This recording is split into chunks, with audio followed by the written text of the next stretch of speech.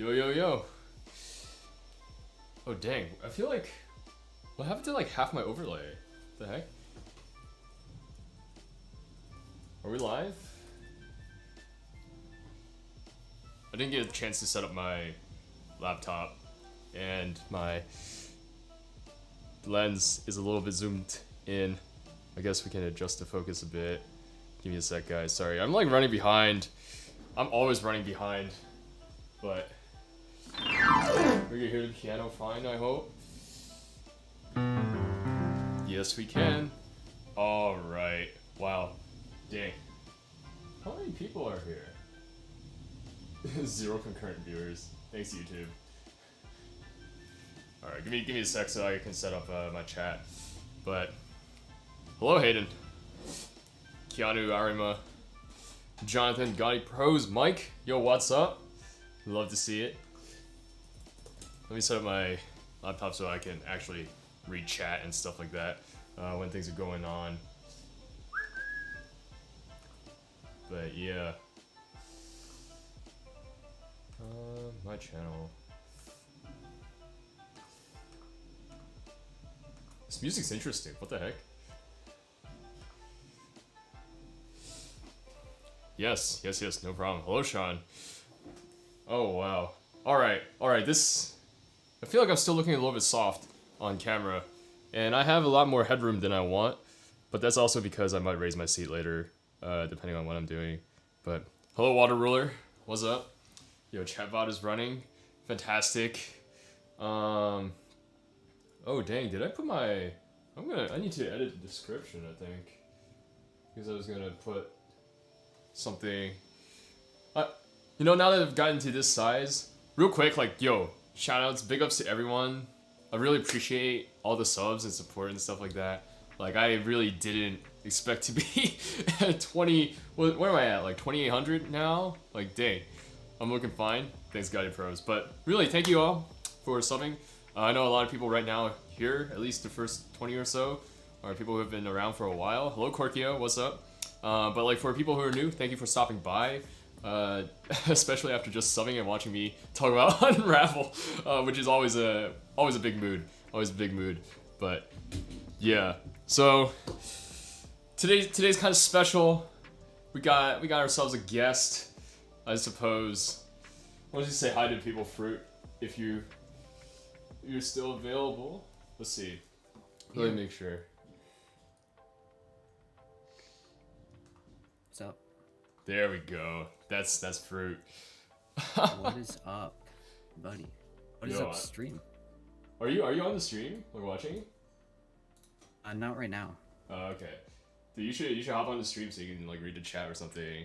But yeah. Hopefully the audio is coming through fine. I think it looks like my mic is a lot hotter than Fruit's. Let's see. Fruit, the people are saying hello to you. Dude, after that voice reveal, just too much fire now. now you're on the stream. What the heck? If you guys aren't subbed to Fruit, you should check out his channel. It's down below in the description. Fruit's absolute beast, baller. I guess we say poggers and Tortle and Monkey at piano. Yes, but. Yeah, fruit sounds kind of quiet. Let me try to turn up the Discord volume. Let me see. Give me a sec. Sorry, this is the first time I'm trying something like this, so.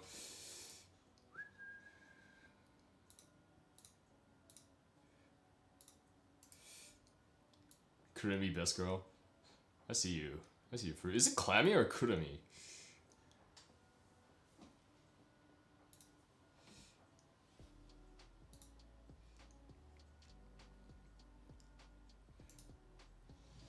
¿Dónde estás, Fruit?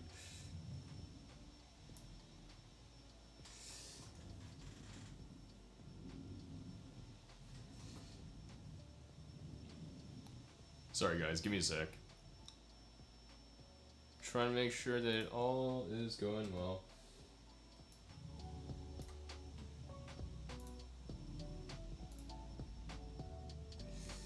Took a bit for the stream to load. Yes, it did take a while for the stream to load. For me too. Yeah. Fruit, Estasaki? Hi. There Hi. we go. Hello. Okay. Shoot, sometimes I can't tell if you're like cutting out or like if something's like up or whatever. But yeah, my Wi-Fi is kind of yeah, it's all good. It's all good. Yo, how are you? How are you doing?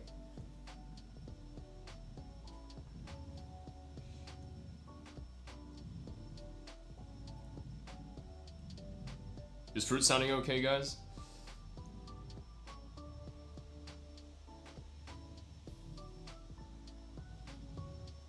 Two pros in one video chat. Yeah. I had the kind of lagging a little when I had the YouTube stream chat open, so. Dang. Okay, I'll read chat for you then. It'll be all good. Are you calling on the? Are you on Discord on your laptop or on your phone?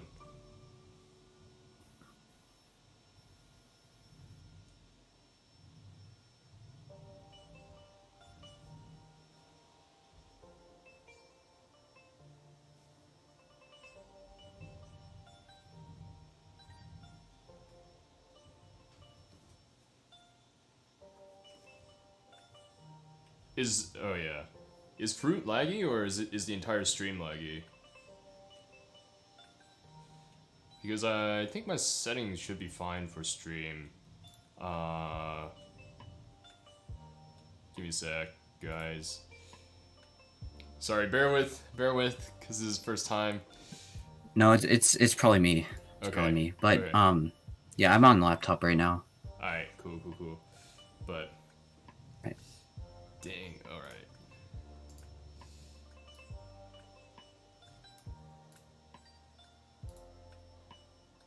Dang, my stream is fine. Thank you, Elijah R. Gosh. Well, what the heck? Like,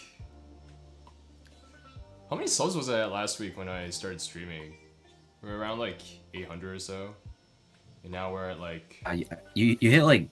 You got like 100 in that stream, I think. Yeah, maybe I should just play more Unravel. You should just come on stream and play Unravel the whole time. And... I don't know.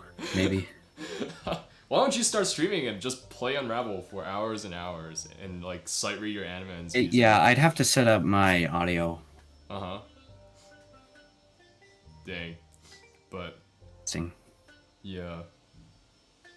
Dude, you watch any new anime recently?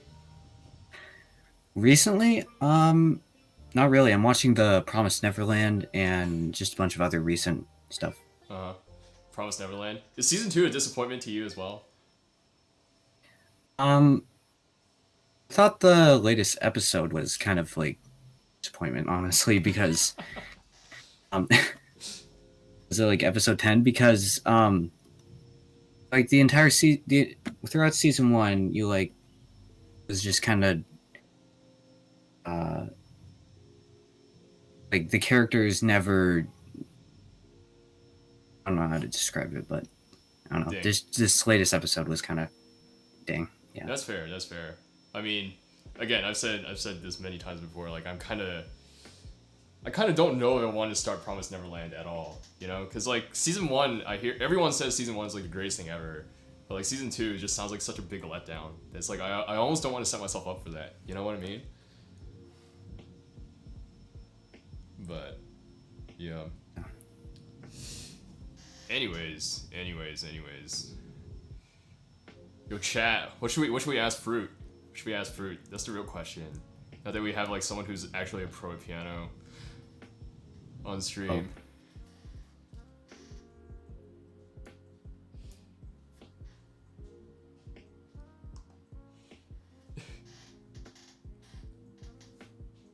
Yo, Tristan, I haven't seen it either, so I don't know. But dang, 18 people. Nice. Fruit, what's your opinion on vegetables? They're bad. They're bad? What the? Interesting. Yo, how'd you come up with the name Fruit? How did I come up with the name? Well, Fruit wasn't my first name on Discord. Really? Dang. But I think like a year ago, I just was like, I don't know. You just decided to rebrand to Fruit. It wasn't. Yeah. Yeah. When did you make your YouTube? When did you decide to start? I had to start in September. I made my YouTube channel in September, but I didn't upload a video until I think December 2nd. December 2nd? Yeah. Dang. Somewhere around there. You got like, what, like 300 subs in like 2 months, right? Well, that was from Unravel and like I had to like calm down after that. No, that's true, that's true. But dang, no, dude, like learning Unravel in a few hours. What the heck? How do you even do that? I said I believe I said in the description that I practiced it a few hours. I actually, about half of it, probably half a year back, but so it was kind of like still in my head. I still had it, so I just had to like through the rest. That's fair, that's fair. Yeah. Sean asks, do you play any other instruments, Fruit? I played violin when I was like 12 years old, so I wasn't that good, but Drop it for the piano. Is that a classic story? Piano was your true love. Yeah. Pog. Started when I was like 5, 6. You started when you were 4. Yeah, a little bit before I was 4, actually. That's wow. Yeah. Wow. But dude, I feel like in terms of like technicality, I feel like you're like maybe even a bit better than me with just how quickly you pick things up, you know? Like sure, you say you worked on it on half of it like a year before, but it's like I don't know, like a few hours to finish the rest. That's not something that I can do.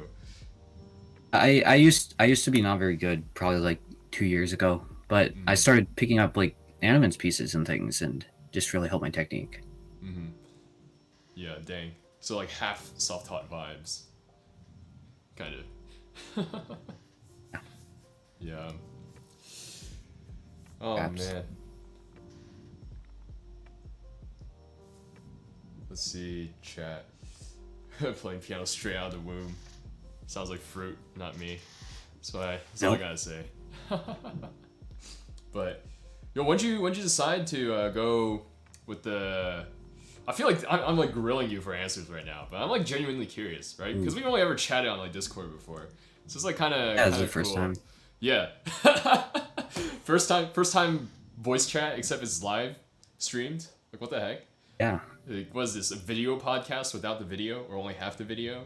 But yeah, when did you decide that you wanted to do like the music major, like at college?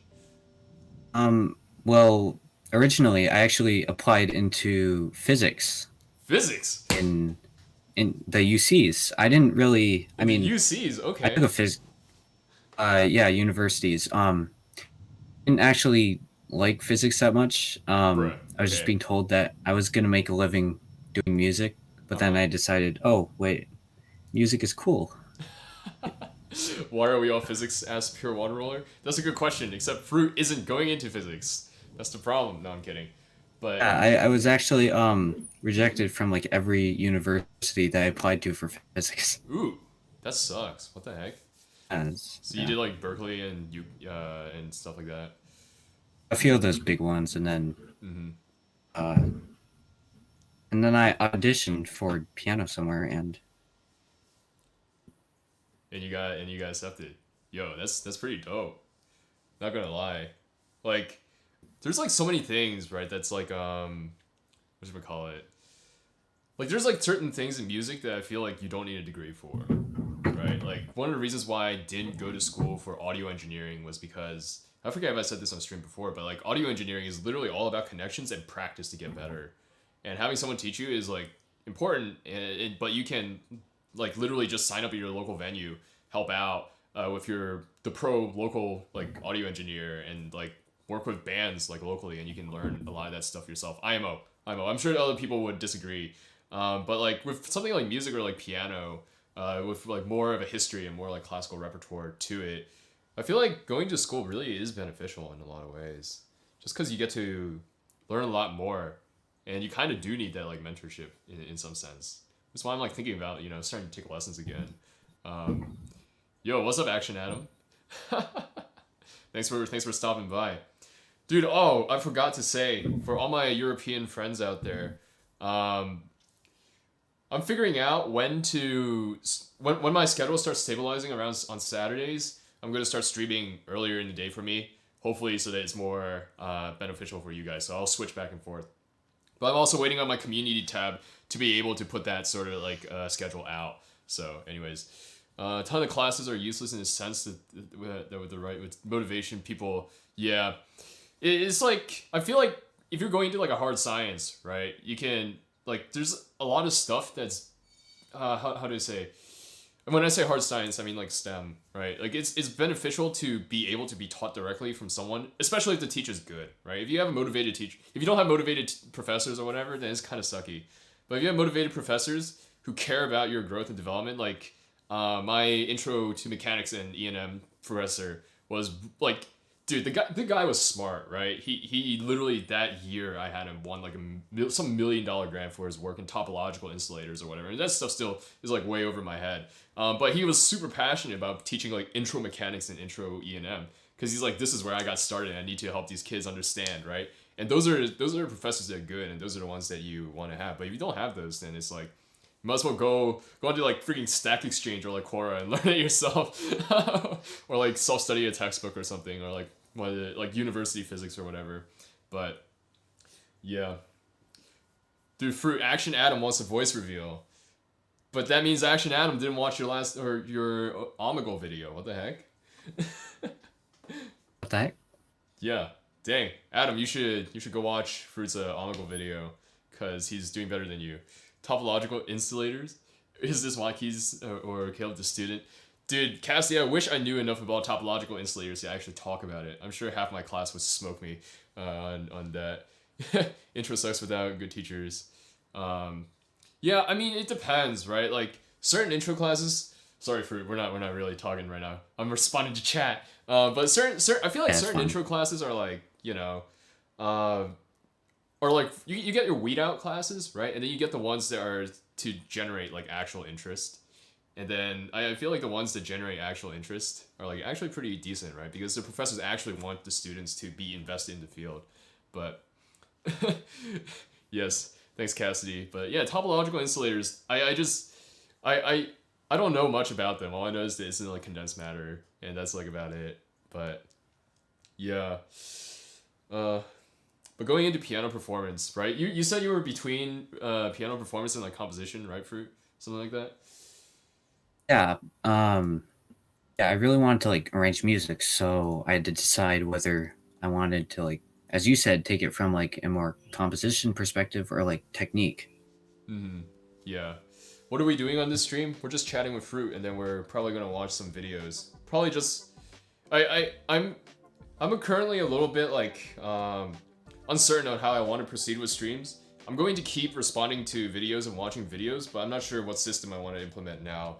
Simply because like last week it showed me that like I can like obviously I don't think a lot of people will show up to these streams, right? Which is totally fine. But like if 80 people show up and then like even 10% of those people want me to watch the videos, that's kind of not happening.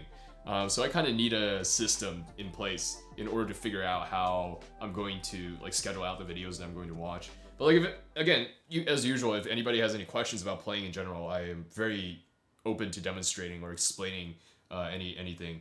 I think a little bit later we're gonna watch Fruit's latest video because Fruit the Poggers, and then we'll probably watch some of mine and some of Fruit's. Maybe we'll even compare our own this games. That would be kind of fun. Ooh. Yeah. Ooh. I also need that coffee stream. Yeah. Oh shoot, you're right. I almost just said 5,000 sub goal. Sorry guys, I'm looking over here because the mic that I'm using to chat with Fruit is over here. But like I almost said 5,000 sub goal, but that's actually like really doable in like the next 2 weeks, and I don't have time to actually do a coffee stream in the next 2 weeks. So, Action Adam says, wait, Fruit's a he, so it's just a meme. Dang, Fruit gender reveal too. Oh, we got some questions earlier about like, can you get good starting late? I think you can get good starting late. It's just the unfortunate situation is circumstance is that for someone who starts when they're 3, right? Just how like psychology and like the brain works. Like it's very how do I say? For me, it's like wired into my head how I need to play certain things, how my fingers move on the keyboard. It's like very natural. It'll take a lot more time, I think, to rewire and to learn those patterns and habits because there's other things that your brain is already taking care of. And of course, I'm not a psychologist, so I'm not gonna make many more claims than that. But it's like, yeah, I don't think that there's an age limit to piano, right? Again, it all comes down to what do you want to do with music? Are you if you want to be like a concert pianist, then okay, maybe past 20, right? That's something that you need to factor into if that's when you're starting. But like I would strongly advise everyone who's going into music, who wants to do music, that your goal is to learn how to communicate and to speak a different language. And if that's the goal, then there's no age that's too late to start making music. If you want to be the most technical musician ever, then okay, yeah, maybe there's an age limit, right? You're not starting at 60 and being the most technical musician ever. But like, if you want to communicate, you want to tell stories, you want to express yourself, you want to be a human being that has another voice, another language to use, then there's no age that's too old. Have I finished Animensis Unravel in that 8-hour stream, and can we hear it? To be honest, I've not played it too much since, because I have other things that I'm working on. I am really behind on recording as it is, and I was going to actually record tomorrow, right? But yeah, that's being pushed back because I have too much work. But anyways, yeah. All right. What do you say when you start watching some of your videos, Fruit? Because that's kind of fun. I gotta take a sip. Okay. Yes. Dude, you're on such a grind. What the heck? Oh. Well, maybe not really, but a little Maybe bit. not really. I mean, like, what is it? Like 3-4 videos like in the schedule for like the whole week or something? Dang, why did GIMP open? I think there was 3 last week. 3 last week. Usually it's like this week. Sorry. This week. Okay. Usually it's every 10 days or so. Every 10 days, not the every every week in your bio. It's all good. I don't do streams though, so That's true. I mean, I don't stream either. So, or wait, no. What did I say? No, I do stream, but I do videos every week as well. But I mean, it's fine, right? You do your own thing. All right. How's this pronounced? Oracion? Oracion?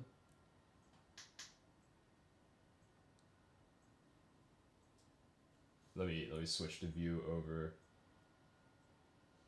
All right, Fruit. Can you see your own video? Yep. Baller. Yo, how long did it take for you to arrange this one? Well, I started, I think Wednesday or so. Wednesday? Say Tuesday. Yeah, Okay. it took me like a few hours, but I kind of put a description of how like my ideas behind the arrangement. Hmm. Um, Yeah.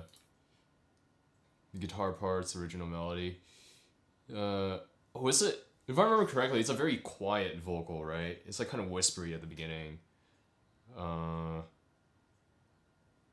And I forget if I listened to the whole song before. I think I've only heard the ED version, the TV size. Let's see. Decided to bring up the volume for the chorus section at 41. Yeah. Interesting. Yo, this is so cool. We get to hear the thought process behind this in real time. No, I'm messing. But all right.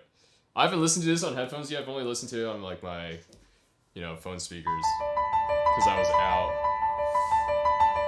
I'm gonna turn this down a little so that I can hear from it still.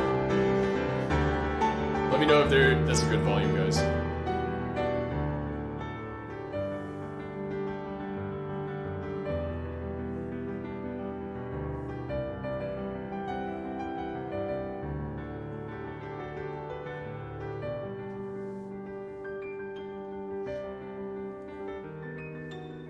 Yo, I always love the ornaments where you just jump the octave. I feel like it's so cute. yeah.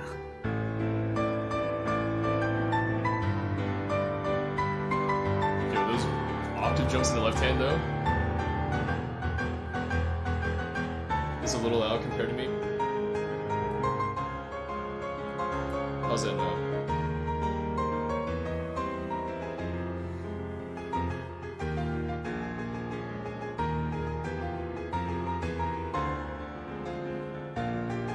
Nice.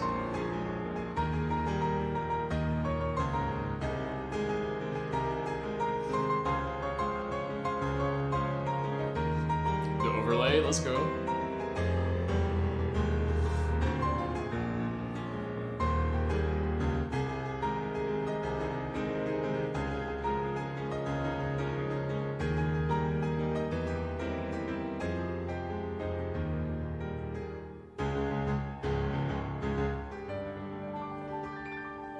Dang. Yo, what is that pattern?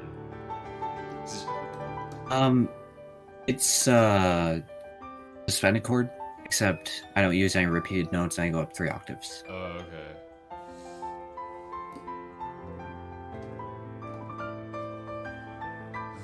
So do you map out like the chords in your head, or is this all done by like ear and you have like a sort of feel for where you want to go?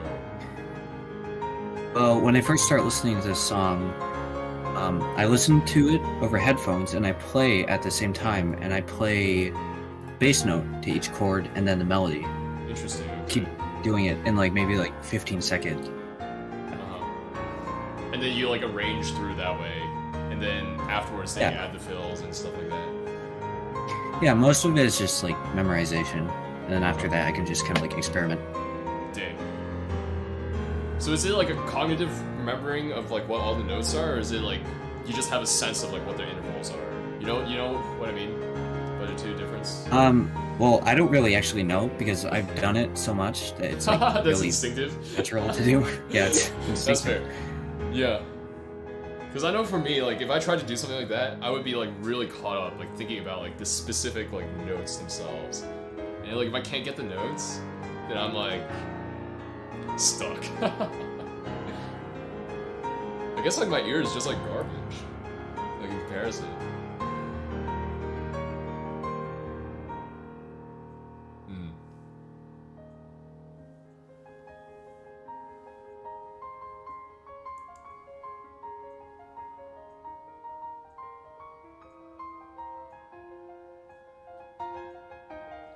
I feel like it's like you always have a part in a song where the person just like takes the arrangement up to like the upper octaves, you know, to make it soft. But it's like for some reason still good like every single time. I was trying to create some like variation with that part because everything else is like really loud. Oh, fruit feels 2 centimeters away from the mic, while it feels 1 meter away. Yeah, that is true. I mean, we can turn down fruit's volume if that's a bit too much. Oops, my Discord popped up. That's okay, nothing's on my Discord.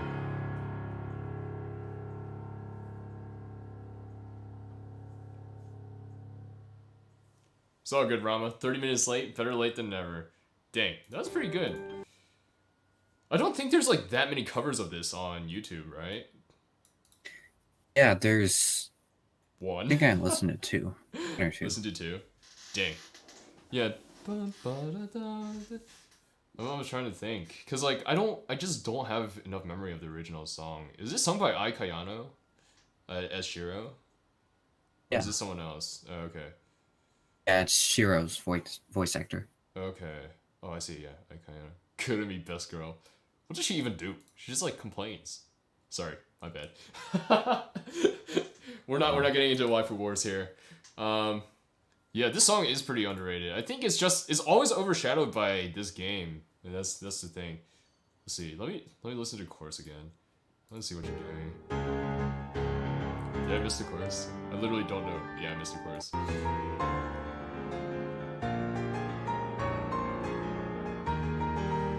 Interesting.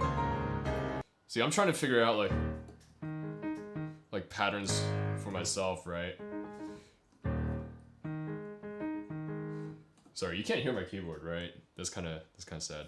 But like, the jumps into the left hand into the deep octave, and then like comes back up to like the tenor with the broken power chord. That's like pretty. I did a lot of jumps, Yeah. but I also tried to include like rhythm in the chorus. You hear like an offbeat rhythm. Yeah, an offbeat. Left hand. Yeah, for like the like da da ba da da da da da, like kind of like that, right?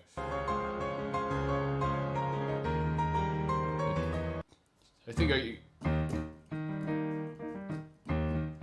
with some of the like E flat major chords.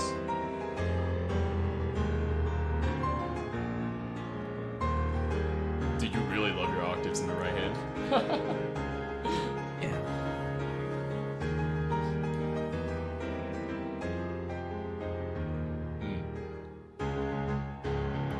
How do you feel about your own playing here in this video?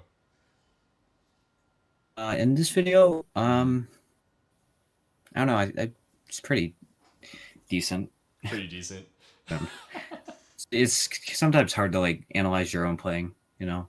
Yeah, I feel. Yeah, because like you kind of like know what you're going for, and so everything you hear is colored by you knowing what you're going for, and someone else is like, I didn't hear that at all, and you're like, what do you mean? You know. But Yeah, but it's also good to like record yourself and then like listen to how you sound and then go back and try to like improve. yeah, exactly. Dang, are you gonna? Oh, this might be interesting, right? Because one of the things that I feel, I don't know if this is a criticism or much of a criticism or like more of an observation, and it's like just kind of inevitable, right? With how you practice and how you like film your videos. But like, there's this like sometimes listening to your stuff, it's like, man, I wish Fruit spent like another week or two like working on this, right? Instead of just like the 3 days. And like I almost want to hear what like some of these recordings would sound like if you just gave it more time. But like obviously if it's something that's like not like super how to say, if you just want to keep moving on, that's like also like I get it. But it's like, you know, sometimes I'm just sitting here, I'm like, dang, this is good. Like where could it be in like 2 weeks? You know what I mean? I'm actually trying to do that, but I need more motivation. Need more motivation. Hopefully you get more I think that's a motivation by big going to thing. school. It's really difficult to actually arrange songs because you like need inspiration. Yeah. I don't know. Do you just let's see. Do you sit down and noodle like at a piano a lot? Or Yeah. do you sit down okay, so you sit down and noodle and you don't sit down with an idea specifically. No, usually never an idea. Interesting. Yeah, I feel like I never show up with an idea either. I just sit down and I'm like, chords. Okay. And I mess around until I get something that I like. But yeah, totally reminds me of vitamins. Yeah, anyway, sorry. You got it? I've actually played jazz for 4 years. You played jazz Probably for 4 5 years now. years? I stopped lessons and then played jazz for a while. Jazz piano? Jazz piano, so I developed like improvisational like techniques. Dude, that explains all of it. No, I'm kidding. But no, that actually makes so much sense. That makes so much sense. What the heck? I'm like trying to get one of my so I have a friend from school who's like he plays jazz piano now, but he grew up, right, like playing classical and didn't like really like it until he got to college, and then he started his jazz piano lessons. And I was like, okay, well he seems to have a lot of fun now, but I'm like trying to get him to sit me down and teach me how to improv. So hopefully that will be a video that happens sometime. He's very introverted and shy, so I suppose that if I suppose I'll need to motivate him somewhat in order to get him to record a video with me. But like, yeah, dang, jazz explains so much, dude. Like, what the heck? I wish, like, low key, I wish I had a background, at least some background in jazz. Like, listening, like, I've tried to play whatchamacallit, the Charlie Brown theme by Vince Guaraldi or whatever. Like, I'm playing for Chad.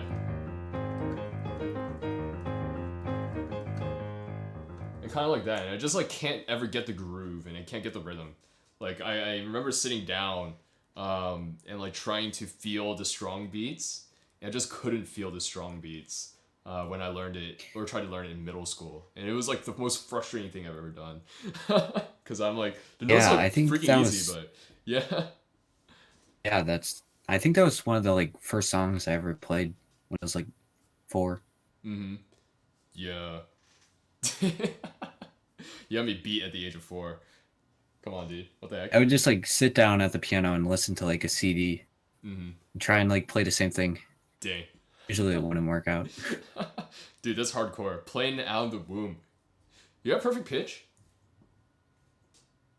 Um, well, people told me different things about that. Like my teacher at school thinks I do. Mm-hmm. Somebody else told me that I don't. So I think I have pitch memorization. Ah, that's That's fair. about it. Yeah. That probably makes a lot more sense, right? Since you started around like 6 or so. It's not like you smack a bunch of freaking notes on the keyboard and suddenly you know all of them and can name them off the top of your head. I hope. But, anyways. Yeah, I don't know. I like your cover a lot. I mean, I listened to it last night on my phone because I was crashing at a friend's house, so I couldn't get the full experience. But right now, that was pretty dope, dude. Just like.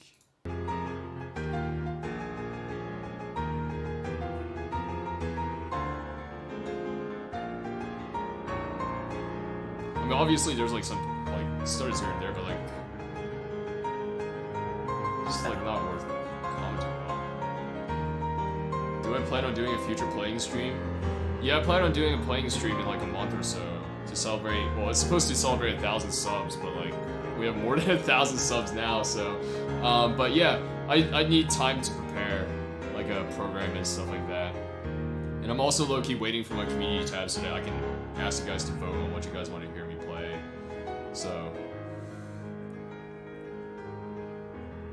but yeah, it would be dope to play.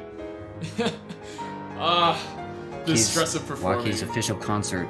Yeah, WattKeys official concert. That would be like, dang. You know, like one of the things that when I started this channel, that I was like, man, if I could ever do this again, right? Like in the slightest chance, in the slim chance that WattKeys actually takes off and gets like big enough, like playing a concert, that would be something else. But we'll see if we ever get there. That is spicy, dude. You're gonna have to perform so much, you know, as a music major. Go do like studio recitals every week. Like you should do that. You'll be so good on playing. Every week? A lot. Some studios do like every week, or some teachers, right? Because you get like a mentor, and they're like, or I guess in conservative style, you study under one person, right? I believe, and then like some of them do like studio recitals like almost every week, and they're not expecting you to be perfect. They just want you to go and play, or students who want to play, right? And at least for my teacher back in the day when I did it in high school, there was like a period of time where she was able to do it for like once a month, right? Which is a lot for like like middle schoolers and like high schoolers or like elementary schoolers, but like it would again be like the same 11 people who showed up every week, but and played the same like things every week. Like I would play my freaking Beethoven and stuff like that. But you know that stuff helps a lot. You know, like the first few times you get up there and you play a piece, it's almost like, how do I say? To me, of course, I don't know how I perform now, right? Since it's been a long time since I've gotten up on stage in front of a crowd of people. But I assume it would be pretty similar, right? It takes almost a few performances before a piece really settles in to that sort of like performance groove, right? Like I would say one of my best performances was like Beethoven Opus 2 Number 3, a Sonata in C, the 4th movement. And I probably played that like, you know, like 3-4 times at these like monthly things before I competed with it, and then before I played the winner's recital or whatever, right? And the winner's recital, it's like it took all that playing before it finally gelled and meshed together so that it could stand up under pressure and I could do the things that I wanted to do under pressure, and then take the risks that I wanted to take under pressure as well. And I don't know, it's interesting. It's interesting. So that's something to look forward to. It's like you know, like with performing, I'm always like, dang, I really like, what did I do to get myself on stage right here to play in front of all these people where I'm gonna mess up. But then like afterwards, you're like, yo, that was a pretty dope experience, and then you're like kind of hoping that you get to do it again. Yeah. Yes. Can you do a masterclass for Rama and Winter for an Unravel cover? I suppose we can at some point. Thoughts on AOT opening? I haven't heard. Well, I mean, I've heard it, but like I haven't played it. And I don't remember what it sounds like because again, I haven't seen AOT yet. Concert will be very pog. Yes. You'll be doing it. Okay. Pugette. Dang. But yeah. Anyways, let's listen to our stuff. Ooh, what was it? Dang, I didn't expect Tabi no Jochu this week to do so well. It actually kind of like shocked me. Because I thought nobody cared about Spice and Wolf anymore.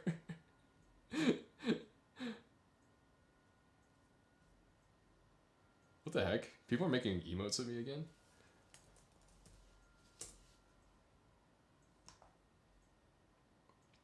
Yo, hello Kenny, what's up? Yeah. Oh, Pure Water Roller, I saw your comment on like taking out the outro, and I think I responded, but I guess I'll say it here too, so then I get to like explain myself a little bit. Let me throw on some background music just so that this isn't like boring. Collab with Fruit. Yo, we're cooking something up. We're cooking something up. It's probably gonna be a summer project though, unfortunately, because I'm a little bit swamped with work right now. So my bad, Fruit. I know you've been working on it like on and off, but I haven't really looked at it yet. So, but yeah, like with the outros and the monologues. Actually, I started doing them because Peter Hollins. I don't know if you guys watch Peter Hollins, but he's an acapella artist. Like 2 million subs, 2.5 million subs at least, maybe even 3 or 4 now. But like one of the things, he's also very successful, right? He started when he was like, I don't know, like 25, 30 or whatever. And it's like, oh, thanks Teddy, thanks for showing up. But like he one of the things that he says a lot is, or for musicians who want to be successful, is that you are a person first, musician second. That's kind of where I get the paradigm of I'm a person first, musician second, content creator or teacher third, content creator fourth, and then a brand last, right? And all these things like are in order of importance. And one of the things that Pete Holland says is that you gotta talk in your videos. You need to have the human interaction, human connection. And so I started doing that with was it the Parasite video? And I mean, it's not. I don't think that blew my channel up by any means, right? Because that didn't, obviously. But I don't know. It's like something interesting. And again, it was an experiment. I did know, right, when I started doing that it would make it less playlistable. I guess is that a word? Less good or suited for playlists and stuff like that. But at the same time, I also figured that it would. I don't know. I'm not sure what I figured, but I hope that it would be like something that I could connect with people a little bit more, so they could know me a little bit more and be a little bit more invested in me. Yeah, but I get it. Like people want to put it in playlists. I don't know. I think making a community tab for that, and like saying, oh, what do you want to see in like a unlisted sort of like playlist, so that you can put it into your playlist, because then I would have to go back and I guess cut those things out, would be, and Resolve is slow on my computer, so it takes a while. So yeah, I don't know. That might be something that I would, yeah, good to have something to put in a playlist. We can actually, why don't we listen to, since we listened to Fruits this week, we can listen to my Tabi no Chu. Unless you want to listen to something else, Fruit, or you have another opinion. No, that's fine. Yeah. Dope. Tabi no Chu. I haven't actually seen Spice and Wolf yet. Dang, what the heck? That's fine. Dude, it's so old. And it's like mildly underrated because of how old it is. But yeah, that's okay. Also, everyone's waiting for a season 3, so it's kind of like, you know, if you don't want to be disappointed, then don't watch it. But if you have time to binge manga or like light novels, then you should watch it. But yeah, all right. Let's do Tabi no Chu. Yeah, I still can't believe how many views it got. My volume's a bit softer. Yeah, Spice and Wolf is pretty fire. The ending of season 2 is pretty garbage because it felt like they were setting up for a season 3. And the season 3 just never came. Demon is a part-timer? Yeah, I know, I saw that and I'm like, yo, Spice and Wolf? like my own vid? I don't like my own videos. Dude, this setup is so old. I was editing this, and I was like, dang, I don't have a third angle. Because I only thought of using my phone as a camera, like, in October or, like, November or something. And so, I was like, shoot, where's my third angle? Oh, wait, this was recorded way early. The light novels are pretty good, yeah. I'm up to, like, 11. I'm still on, every week I say I'm on 11. But that's because I don't have much time or motivation to keep reading more. I'm on Eve's story in 11. I feel like that connection, this slur wasn't that good. Da-da-dum. Like...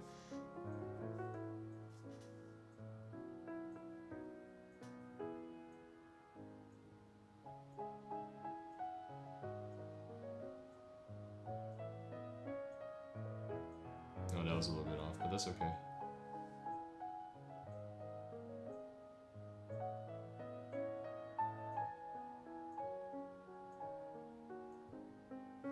Yeah, okay, that's I think one of the big deviations from Animens there here. Like, I pull right there, like, right before the, like, da da da da da, like, that part, I do a bit of rubato, and Animens doesn't.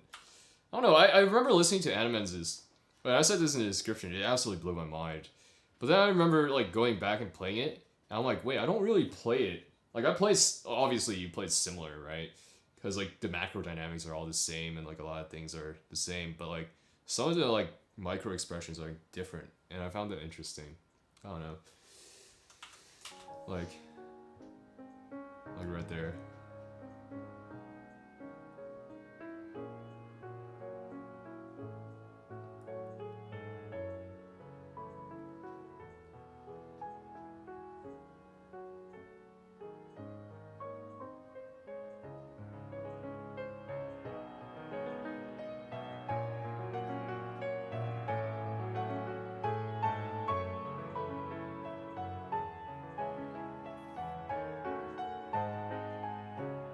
Da-da-da-da-dum. I like that.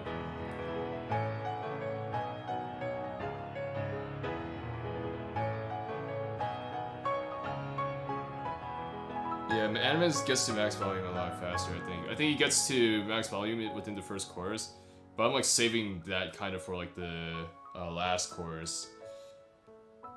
And so I want it to feel heavier, but not, like, necessarily, like, loud, right? Like, fortissimo loud.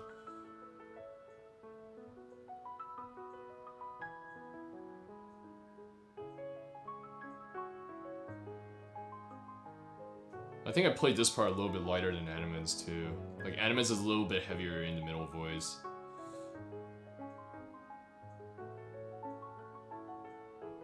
And I think my arpeggios could be better. Like, I was experimenting with, like, playing with flat fingers today just to remember how it sounded. And I think I would like that a lot more.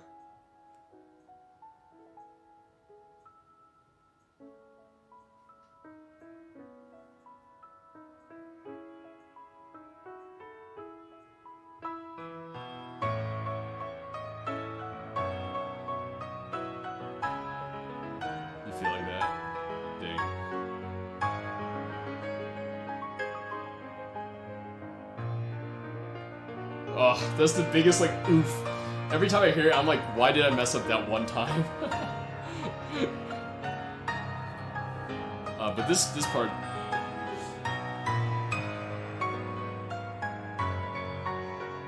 I love that dynamic transition into, I think it's like 311. Because you kept the entire beginning like relatively quiet, and then like I really felt like 311 really hit me. Yeah.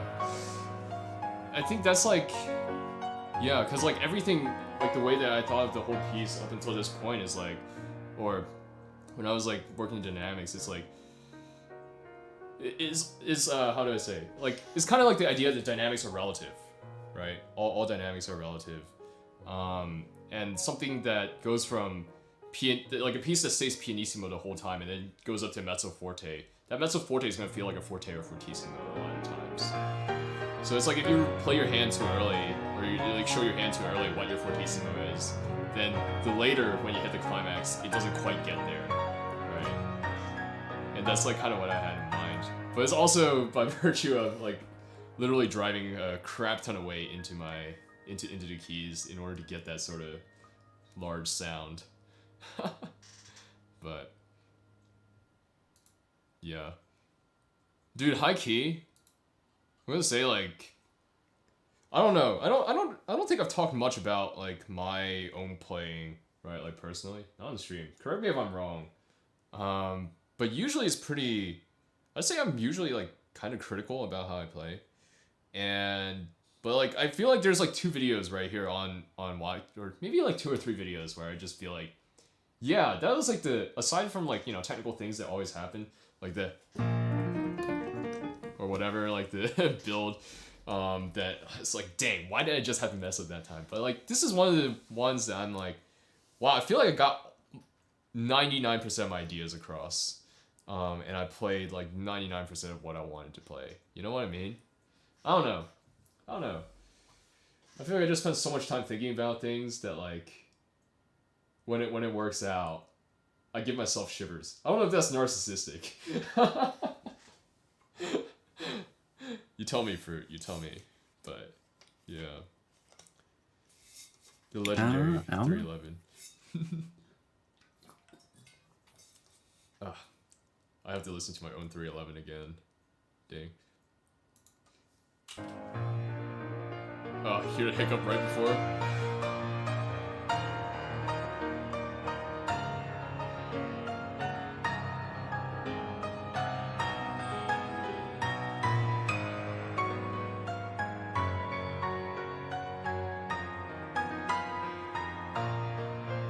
Like, I still feel that, like, da da dum ba dum when I play it today. Like, that little, like, bit of a pull.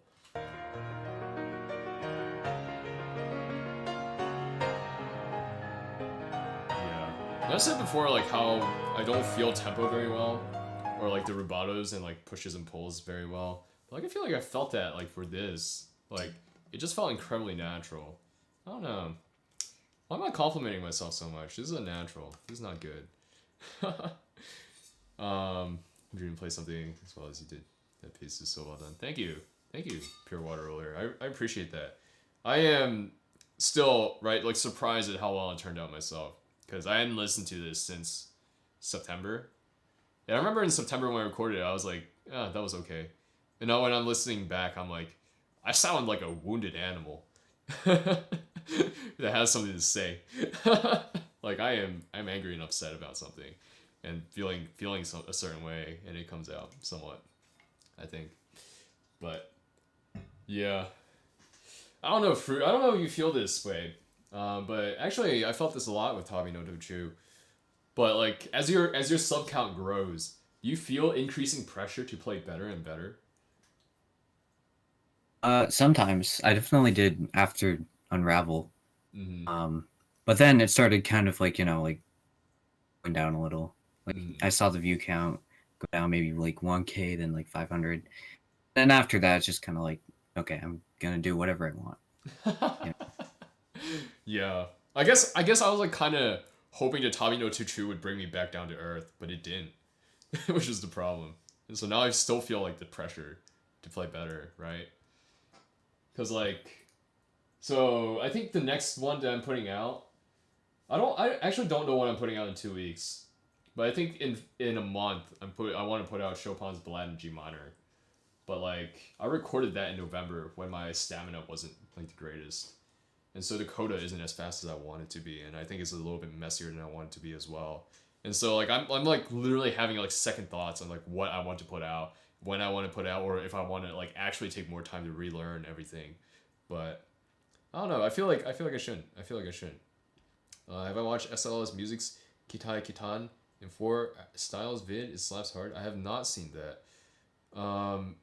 Maybe I'll go watch it after this, or maybe I'll watch it during this. I don't know. But dang, I feel like this stream is literally just us chilling and watching ourselves play, which is fine. I feel pretty low energy today. I said that last week though, and I talked for like hours, and played for hours. Oh, why did I type in Tommy no True? I want this game. Fruit this game. That's funny. Uh-oh. Dang. Jibril. Jibril best girl. No, I'm kidding. You could do the tricks of angles where you re-record after an angle change. I could, but like, yeah. I wanna maintain the authenticity of the one take, which is what I do. Cause like, I mean, I've worked enough in recording to know how to dub and like comp tracks together and make it sound perfect, right? But like, you know, why do that? Anyways, let's watch your this game, and then we'll watch mine, and see what it's like. We're just chilling today, listening to music.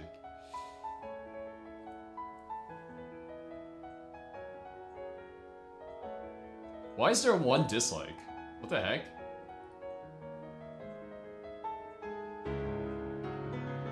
I don't know.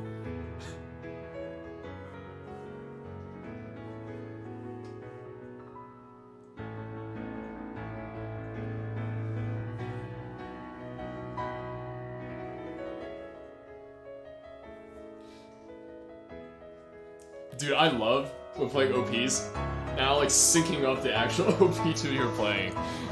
Yeah, well, actually, it's not exactly synced. I made sure some parts were synced, but in between, I kind of, like, sped up clips and then slowed them down. Yeah, so it looks like... But it looks pretty synced. It's, like, hard to tell. Yeah. Yeah. Oh, I got a bunch of comments on my Anime's review video that, like, they want me to just sit there and react. I'm like, how do I react when I've seen it like 10 times already, right? Like, contrive a reaction. But like, I guess the stream is the reaction, right? We're just sitting and listening and enjoying and vibing. There's like that other channel that shall not be named except live. Again, no shade.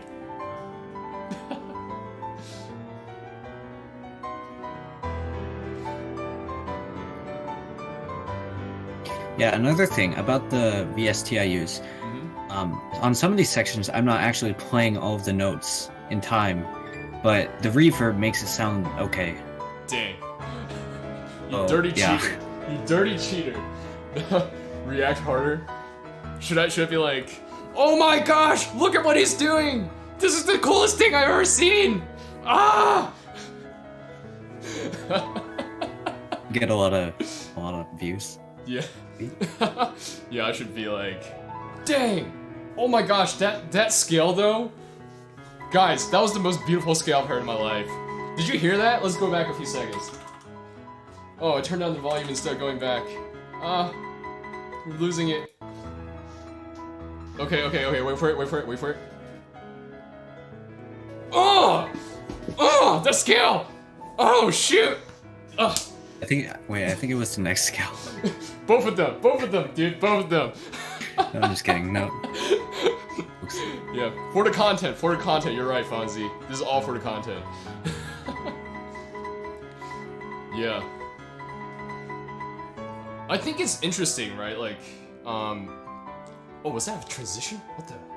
That video? No, stand up and run away. Rip off the headphones, right? Like, damn, throw them down. I could be like, on the thumbnail, I broke my pair of headphones or something like that. Just try it as a video to see how it goes. Yeah. But I feel like that's inauthentic to how I am as a human being. Okay, actually, I think this is really interesting.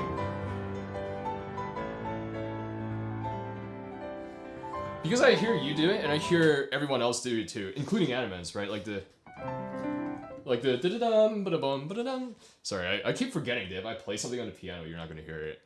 Yeah. But like the da-da-dum, ba-da-dum, da-da-dum. Like this section with the runs, everyone, including animes, keeps it at the forte, right?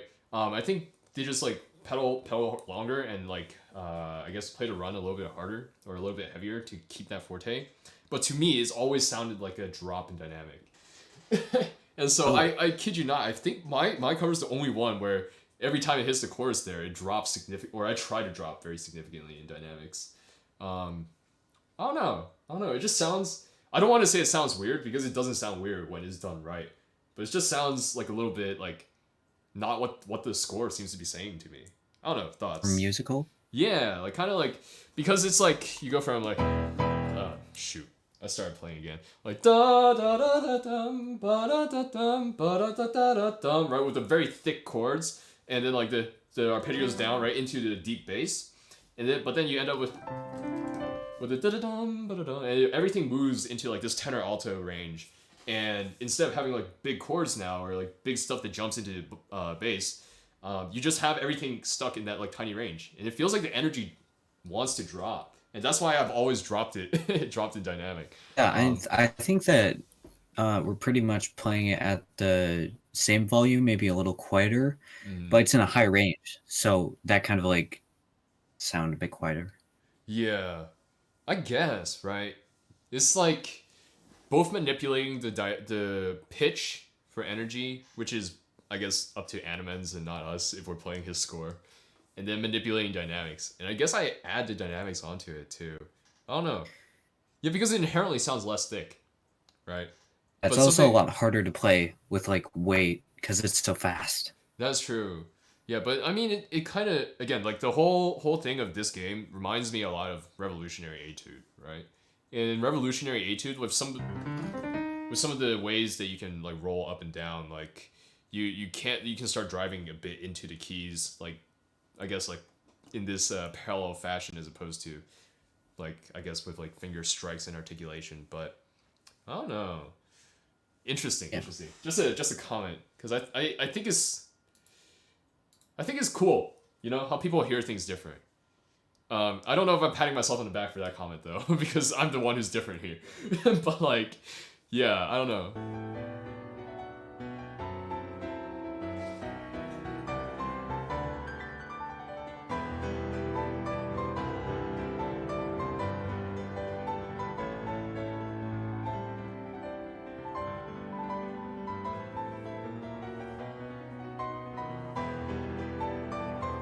Hmm. Am I reacting hard enough, guys? No, I'm kidding. I literally just sat here in silence. I didn't even do anything. What the heck?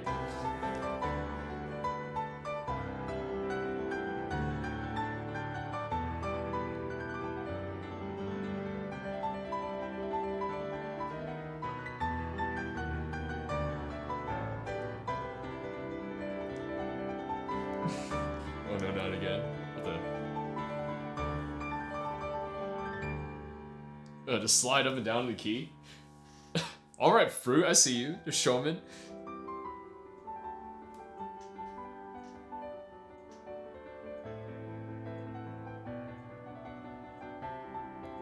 Slide is actually something I started doing when I was playing to like get more like dynamics into. I think I used it in Glassy Sky Mm-hmm. because like I was trying to get that down to like a really soft pianissimo and I couldn't do it, so I just started going back and forth on the keys instead. Oh, so it's like you're sliding in to create more of like like a distribution of weight that comes in instead of like straight down at 90 degrees, like easier to control at like a shallower angle, kind of. Yeah, it's something that Ishters showed me how to do. Interesting, yeah. Because actually, I guess it's not bad to say, but like I was that's something I think about too, right? With like how do you drive weight into the keys. But like with Tiffany Poon, so one of the review videos that I actually recorded a few days ago, that's probably coming out in like 2 months because I take forever on everything, was Tiff Poon's Labus Liaid, and she does that a lot for some of this stuff, with how she just like, you know, there's both like the brush out, right? And then there's like the push in at an angle. But I think yeah, I don't know. I'm not sitting in silence, I'm appreciating the music. Yeah, I guess. Does that make for good reaction content? I mean, there's some channels that have like thousands of views, right? For just sitting in silence, nodding along. Maybe I should start doing that more. No, I'm kidding. But yeah, I don't know. That's pretty interesting because like it almost feels like I feel like I agree with like the first part, right? But then like the sliding up and down is just like, you know, showy, which is fine and pretty dope. But actually, this is a question I wanted to ask you, Fruit, because yeah, I would like to hear your take on this. But when someone listens to your piece, or the art that the music that you put out, the covers that you put out, do you want them to appreciate it as like, I did this in X amount of time, right? Like 5 days or like 3 days or whatever, however long it takes you? Or do you want them to just take it at like face value, regardless of how long it took you to finish or like put out the video? I don't expect everybody to probably read the description, so I probably just expect them to take it as just the performance itself, not the time. But what do you want? I guess is the question, right? Because like I can if I take this as like, just a standalone thing, then of course like anyone would have criticisms, right? But like if you took it as like, wow, he learned it in 3 days, then like it like invalidates half the criticisms. You know what I mean? Oh, I probably want I probably want more criticism because that would help me improve what I do next. Because those are the people like that are watching my videos and the people that I'm making this for. Dang, that's true. That's fair. That's fair. All right, time to flame this. No, I'm kidding. You asked for this, man. No, I'm kidding. That's fine. I don't know. It's just like, yeah. I don't know how to because like, and this is not a like knock against chat or like comments or whatever, right? But like, there's a certain sense of like accomplishment, which is very insane, right? Like for someone to learn this in like 3 days, or however long it took you, even if you read it before or like worked on it before. But it's like, as that's like always brought up as like a thing to keep in mind. I don't know, right? Like sometimes I don't know if I want to. I don't know where my thoughts are going, but sometimes I want to take it as like just art. But then there's always people that are just like, oh, he did it this long. Oh, he did it that long. It's like, does that really matter, or is that actually something that's important to you, right, as a musician? And to each their own, right? Yeah. I sometimes listen back and I'm like, okay, yeah, I'm not very good at like keeping a steady tempo or like the dynamics. So those are definitely things that improve. Right. Yeah. I feel like, dude, we are like, right now, like a week ago, I could say like we are the two channels around the same size, which is, I don't know. I feel like I'm still like at like 500 subs. Like I feel like my core community is still like around like 1,000 or whatever, at like tops, right? Just looking at people who listen to my stuff, like 500. But like, I feel like we were like the polar opposites on this end of the spectrum. Like I take months to do something like this, and you take a few days, and it's interesting to see like both like the speed at which you learn, right? You learn a lot faster than I do. You memorize a lot faster than I do. But then like the way that it comes out is like different, and the interpretations that you get as a result are different as well, right? And it's like both good and bad in its own way. Like you could say that I'm a perfectionist, and that's like bad because I don't put out as much content as I should. But you could also say that you're taking it too quickly and you're not letting it mature. And it's like all valid criticisms, and it's like super interesting. I don't know. Let's listen to mine.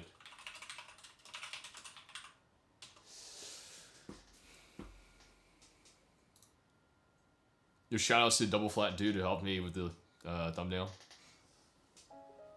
I don't know if he's still MIA. Oh, Shiro. I need to get my Shiro figure. There we go. Yeah, when I listen to your cover, I definitely hear like a lot more precision with the left hand. Some of those left hand sections of mine were kind of like messy and like. Yeah, like a tiny bit flubbed. that rush though, that's okay. See you, Cleo. Thanks for stopping by. Can I look at the Genshin Impact arrangement for Fonzie after this? Sure, I can.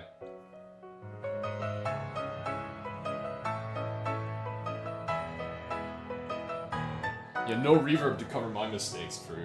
No, I'm kidding. Something I hear is a bunch of like little like rubatos between transitions during sections. I really think that's cool.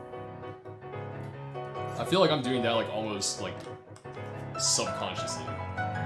Cause like I don't really think about like pulling slightly, but like listening back on it, it sounds like interesting and quite nice.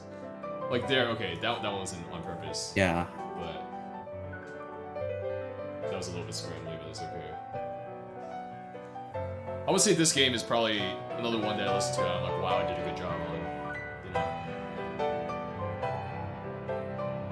You might need the WattKeys hoodie. Maybe you should. Maybe you should get it. See, like, that one, there's the big drop. Like, I even messed with soft pedal on that part to see if I wanted a soft pedal. But instead, I ended up with just, like, half pedal on this sustain. And, like, a bit of fluttering.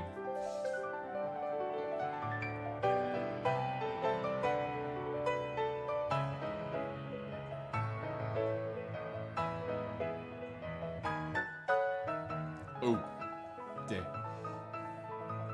What's not hard? Oh, dang. Yeah, this is a section that like the bum bada bum bada bum bada bum. I've mentioned this before. I don't think you did this either, Fruit. But like on Halcyon's cover of this, the da bum bada bum are very very pronounced. I don't know if he does that on purpose, but after listening to it, I was like, dang, I need some of that. I need some of that in my own playing. So, oh, the head turn. I turned my head because I was listening to make sure that I was still in tempo.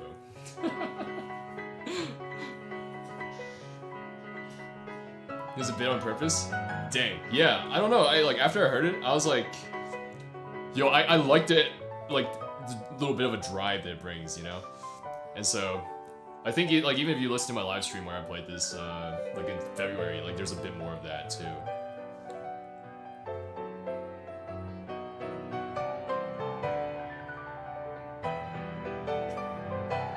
That was a nice run.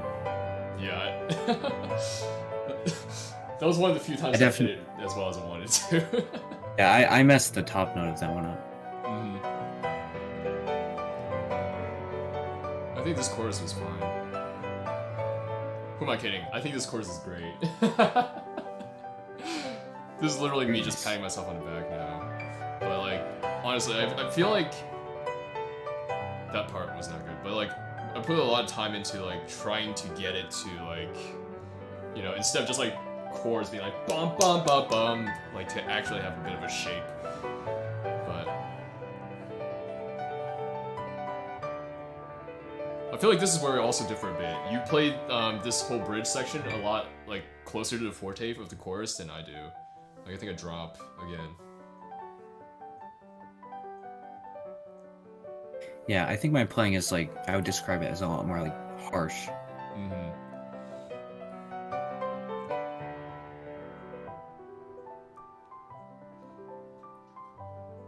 Which I guess like kind of makes sense too, right? Again, Yeah. time frame into it. Like if you spend a lot of time working that out, then certainly just something that you can do. Because you definitely hear it too, right? So it'd be the problem if like you don't hear the harshness and you don't know what to fix. Dang, this is kind of nutty. Like I feel like we're talking now, and I'm like the one giving some advice to you. But like, give it like 2 years after, or like 3 years into your schooling, and I'll be the one asking you for advice. What the heck? Maybe. Oh, I love this part, and I'm so angry that I messed that end part up.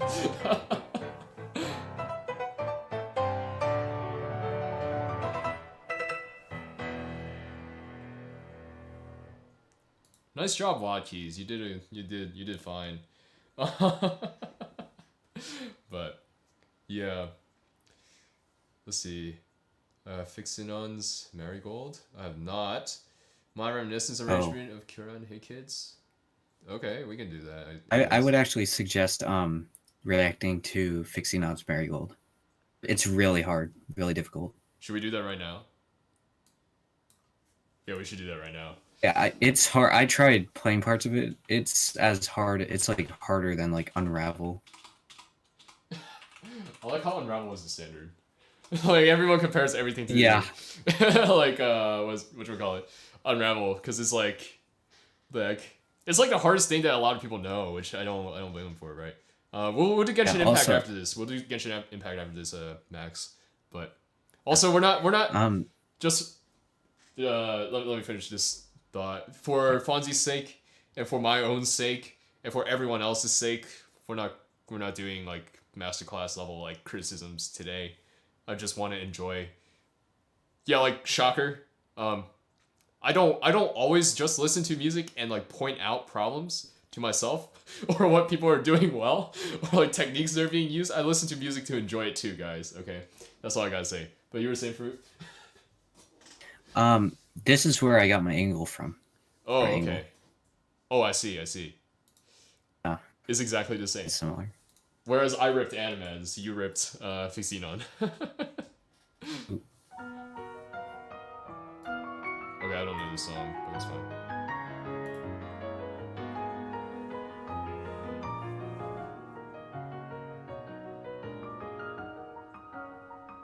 Dang, the bounciness already. Okay.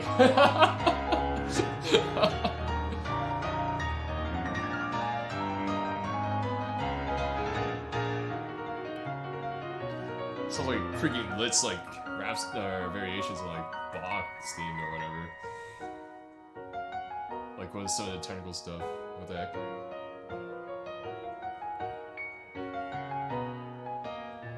Pianists can't enjoy music. That's crazy. My bad. I like that left hand pattern there. And how it just like came out. Oh.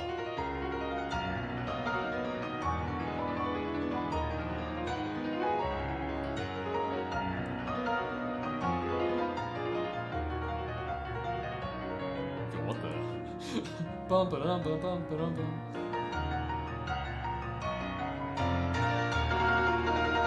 Okay, that's kind of nutty. What?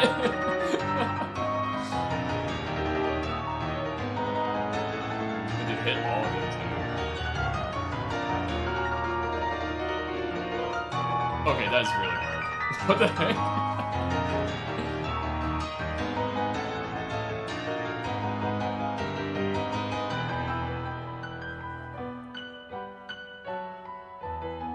Dang.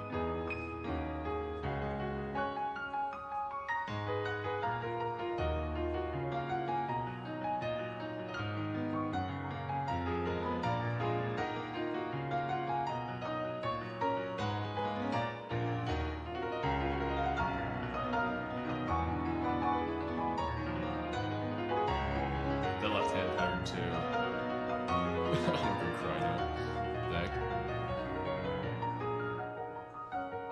Dang, I like moving the melody across octaves. Not necessarily voices, but like across the octaves, you know?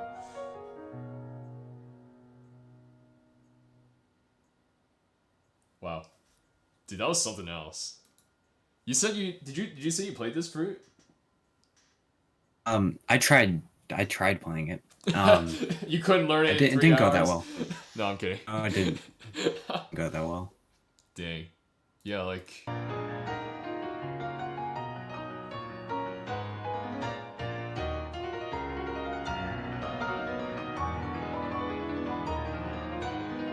I can't count the notes, the groupings in the left hand, but it doesn't sound like, it sounds like a bit like poly, or I don't want to say polyrhythmic, but it's like off sync from the right hand in this sort of way, right? Where you actually have to line it up. We're listening to I think it's difficult music. Dang. We're not listening to difficult music, we're listening to good music. What the heck? What were you saying, Fruit? I think it's 16 30-second notes. 30 seconds? Okay.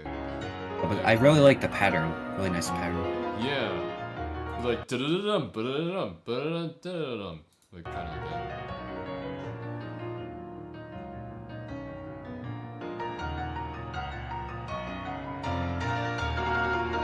Yeah, this is like this sort of like tremolo-ish motion, right? I don't know. To get that like sort of power out of it. That's like it's I don't think it's like this necessarily difficult to get the speed, but it's hard to get the power while they're doing it too. And then to hit the jumps that way too. Oh shoot. Crossover. That was like a bit staggered, right? He wants it staggered? Dude, like the staggered stuff always like it's the hardest thing ever. And the crossover, because you gotta like hit it like deep into the key. You get power out of that too. It's quite something else.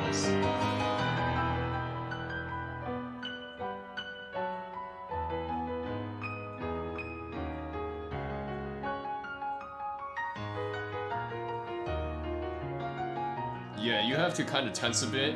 It's like, again, with the white side analogy with the compass, right? There's a motion that comes from the wrist slightly, and then some from the arm, and then I guess for the ones that are a bit accident, then a little bit from the upper arm generated with like this a bit of rotation, and like up and down. But that's of course just bringing in constituent parts. You don't necessarily have to do that because it all works together anyways.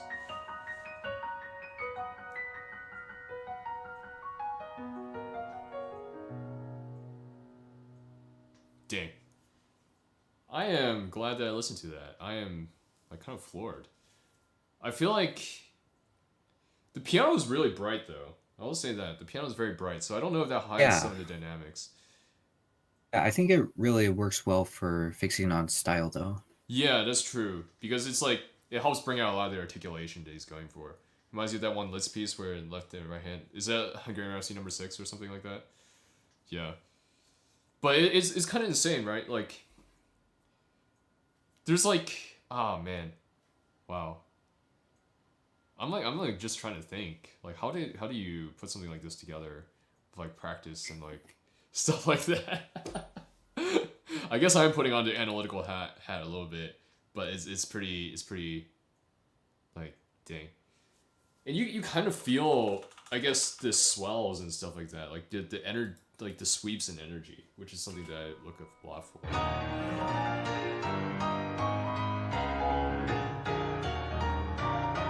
And he's like penalizing a bit drier, or maybe his mic's are up top. You really feel the rhythm. Yeah. Dun, dun, dun.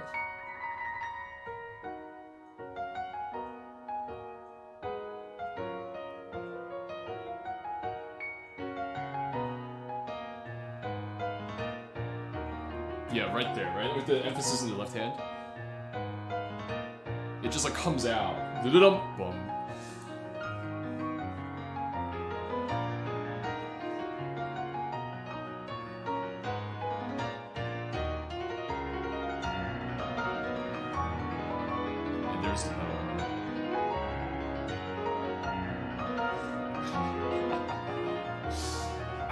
This is like, these are gonna be your hands in 4 years, maybe 2. I don't know about that. Maybe. Oh no. Oh, bruh. You know how I make the thumbnails and I don't actually do what I do in the thumbnails, right? With like the animals insane or whatever. Bro, I'm putting my hands behind my head here for this.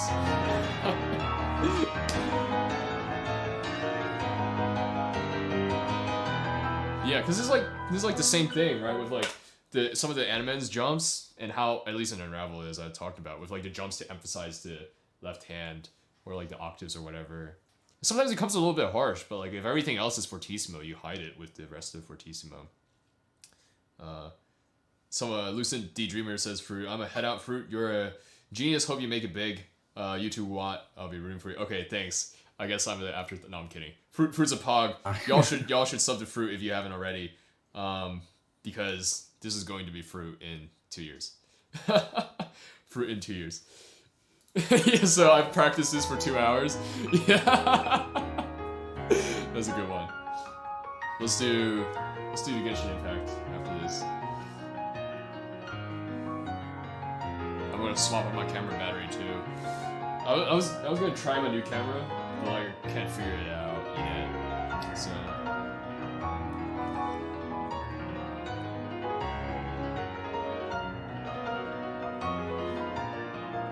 yeah, it sounds like there's a bit of compression on the audio.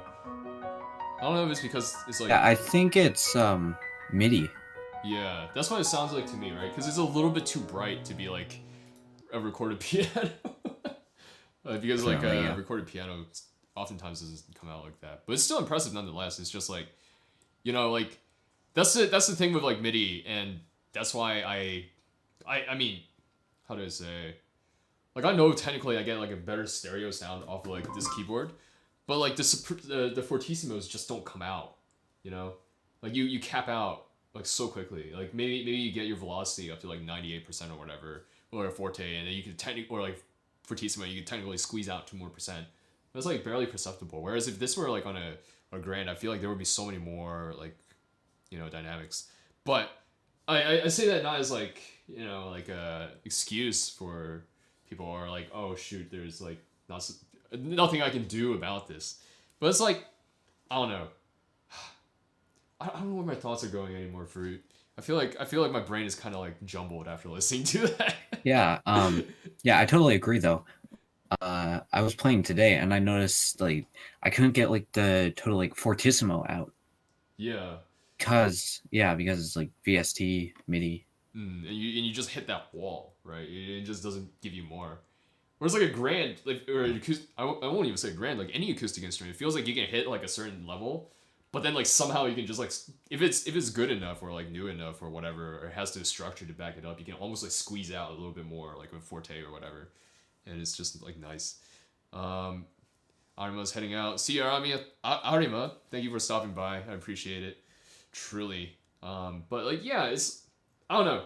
But I guess maybe this question is more suitable for you, or this thought, right? It's like since you record on a VST or like I guess a keyboard, and I don't. But like, Mhm. how much do you think the instrument matters, right? When we're looking at like how something is played. Hello, Red Potato. Because and I say that as someone who has played like lots of like mad pianos and had to like warm up on mad pianos and like competed on mad pianos and also really great pianos, right? Because I feel like part of the challenge of being a pianist, at least the way that I've always played and stuff like that, is adapting to your instrument and working with your instrument to get the best sound out of it. And so it's sometimes like I don't want to say it rubs me the wrong way because I totally get where they're coming from. Like almost like rubs me slightly off, right? It irritates me very slightly when people say like, oh, the VST is the limiting factor here, or like if he was playing a concert grand, it would sound so much better, because I just don't think I think that's true to a certain extent. I think it gives you more of it, like accessibility, like it gives you more access to like more tools. But like if you can't do it on like a smaller instrument well, then maybe it doesn't come out as well on a larger instrument. I don't know what your thoughts are on or on that. I think VSTs are. It's definitely better for the style I range in. Okay. I think concert grands are preferable for Mm, most people. yeah. Yeah. I don't know, but do you feel like it's a significant limiting factor? For actually learning piano and like learning technique, Or yeah. like I guess performing, right? If we're talking about YouTube videos and stuff like that. Performing, um, oh, I obviously can't record on any other piano, but I think that it just depends on like your style Mm, because like the arrangements I make, I feel like the VST like helps me because it mm, like just goes along with like whatever style. I don't know. that's fair. Yeah. I don't know. Interesting. Interesting. Well, we're gonna watch a Genshin Impact thing from Fonzie, I guess next, and then somebody else has a suggestion. Hello, Daniel. Thanks for stopping by. If I compare Animus and keyboard versus Steinway, the Steinway is way better. Yeah, I'm not gonna say that that's like not true, because that is very true. The Steinway is gonna sound better, but like I think half the art is working with what you have, or I shouldn't say half the art. Maybe like 10% of the art is working with what you have. But again, that's like that's me like having um competed on like very like grand pianos that I feel like were not like actually like up to snuff. Having played a vertical for like, well, I started on a vertical, right? And so I played that for like 5 years growing up, and now like playing this at college, um, playing this keyboard, it's still an opinion that I have, and of course it's just an opinion. So I don't know, but let me swap out my camera battery real quick, and I'll be right back. Oh, where's my OBS? There it is. Poggers.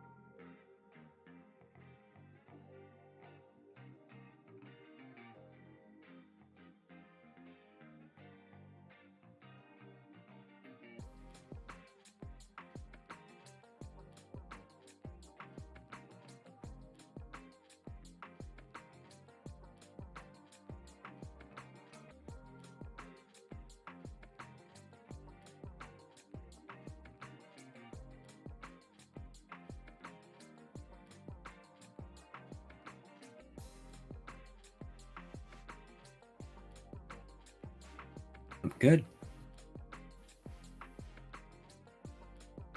Yeah.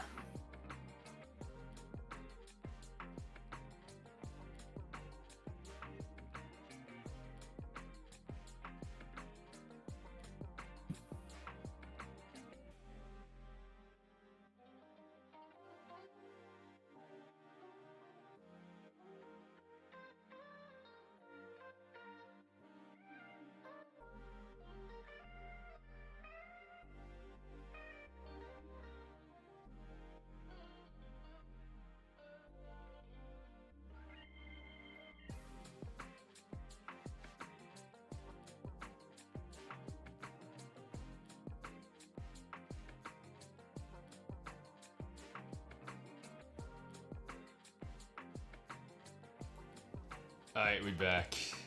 Nice. Appreciate there are people waiting, so whenever you want to. Creative flex. Oh, yeah. Piano opinions on Turtle. Yeah. Anime on piano opinions on Turtle. Interesting. Okay. But yeah, let's do the Fonzie one next. Genshin Impact. Was it? Whoever asked for it, if you're still around, which video did you want?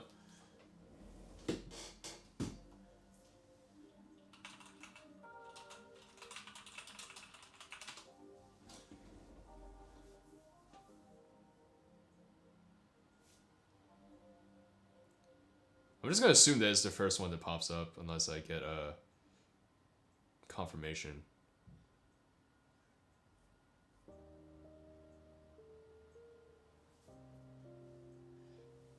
Damn, we're not doing reviews today. We're just chilling. We're just chilling, dude. Big chilling. But it still says video reviews, so it might be a bit wrong. Alright. Genshin Impact on piano. This one? Genshin Impact OST. Here we go. Let's take a listen.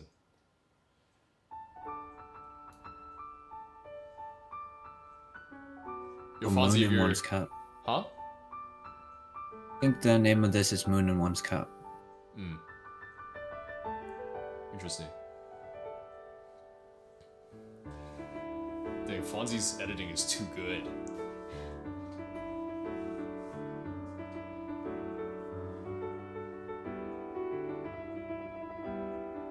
That's an interesting pattern. Is it like a tremolo?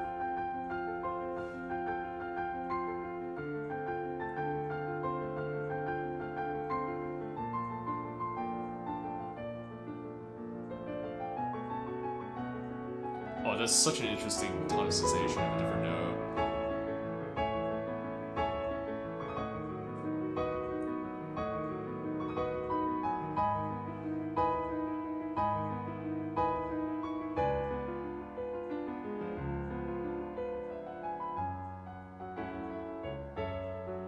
But Fonzie's still in the chat. You want me to react? Like, react? Like, holy crap, Fonzie is so good. I'm messing, bro. Well, I don't use MIDI, dude, so it's all good.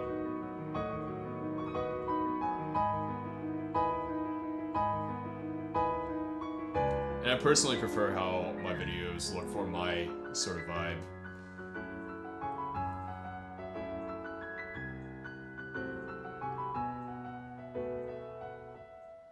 Interesting. That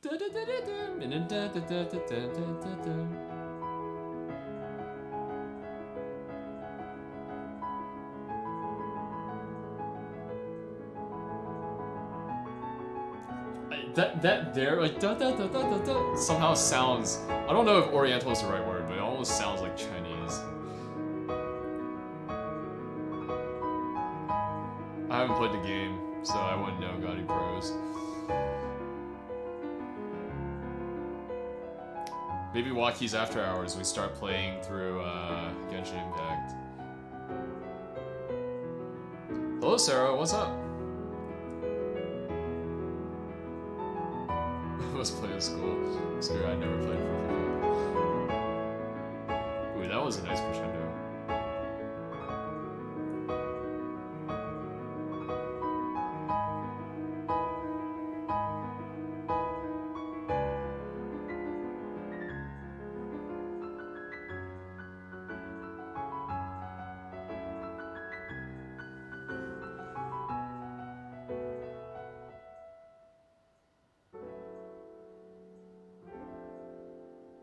Hmm.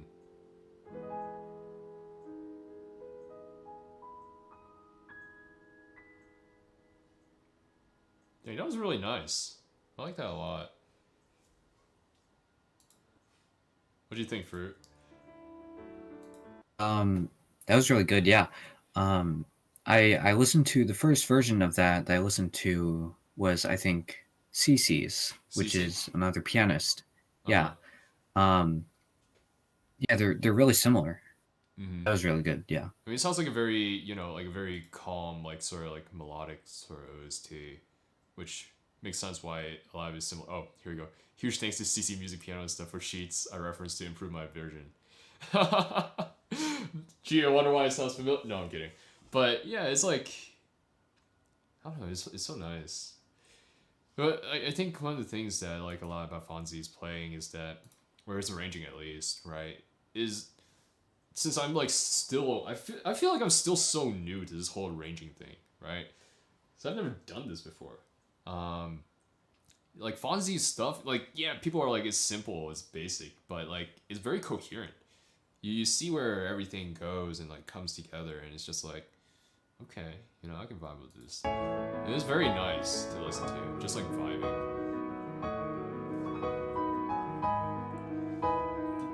Like I would never think to use a pattern like the da da da da da da da da da da da.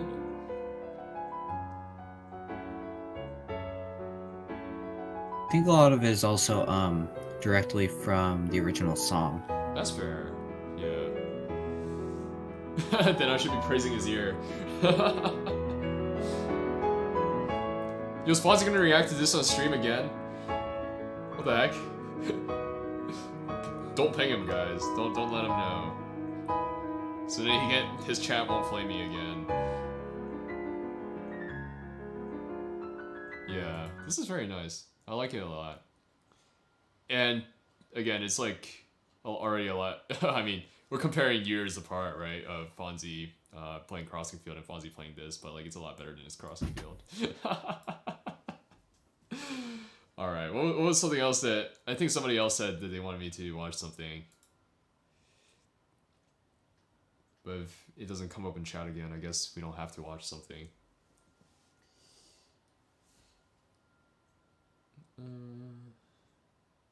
Zero Genshin Impact OST from Fonzie. Ooh, I pressed something.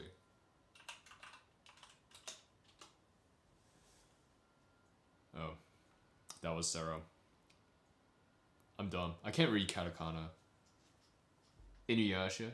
My Remnant. Oh, yes. Kyoran, hey kids.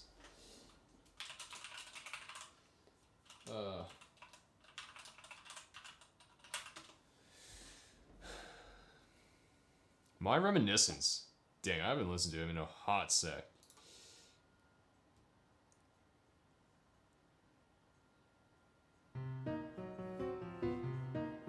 La Campagnella, Rousseau. Alright, CMX, thanks for stopping by. I think this is what Animen's improv'd in his live stream. That's what it sounds like. It sounds familiar, because I don't know this song. I feel like it's always tough to tell technicality when it's just like MIDI or like, you know, Synthesia. Because like, I feel like there's like so much that could go into like a jump and like directions and stuff that you can kind of see like where it's trending with something like this, but like it's harder to tell without hands. Yeah, Animus did this in the live stream.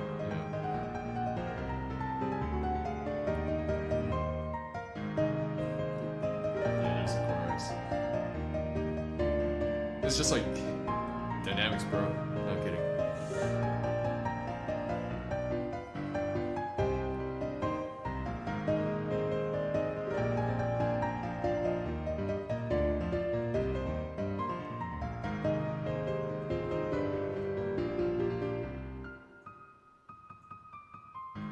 Alright. The drop. I always love to hear drops.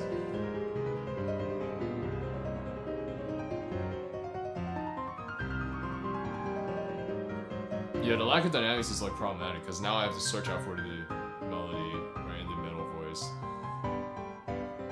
that like docks or like takes away from the arrangement. IMO. Kakegurui. Kakegurui, my bad. Juno, Fonzie. Alright. Right into to learn playlist.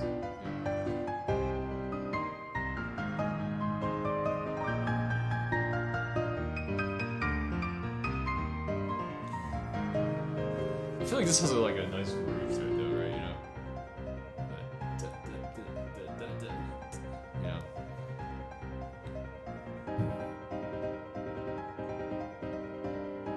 Oh, that looks fun in the right hand. And Nightmare to get even.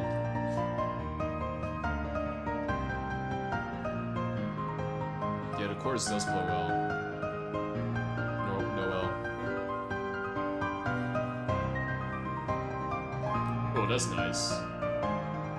Da-da-da-da, bomb chord.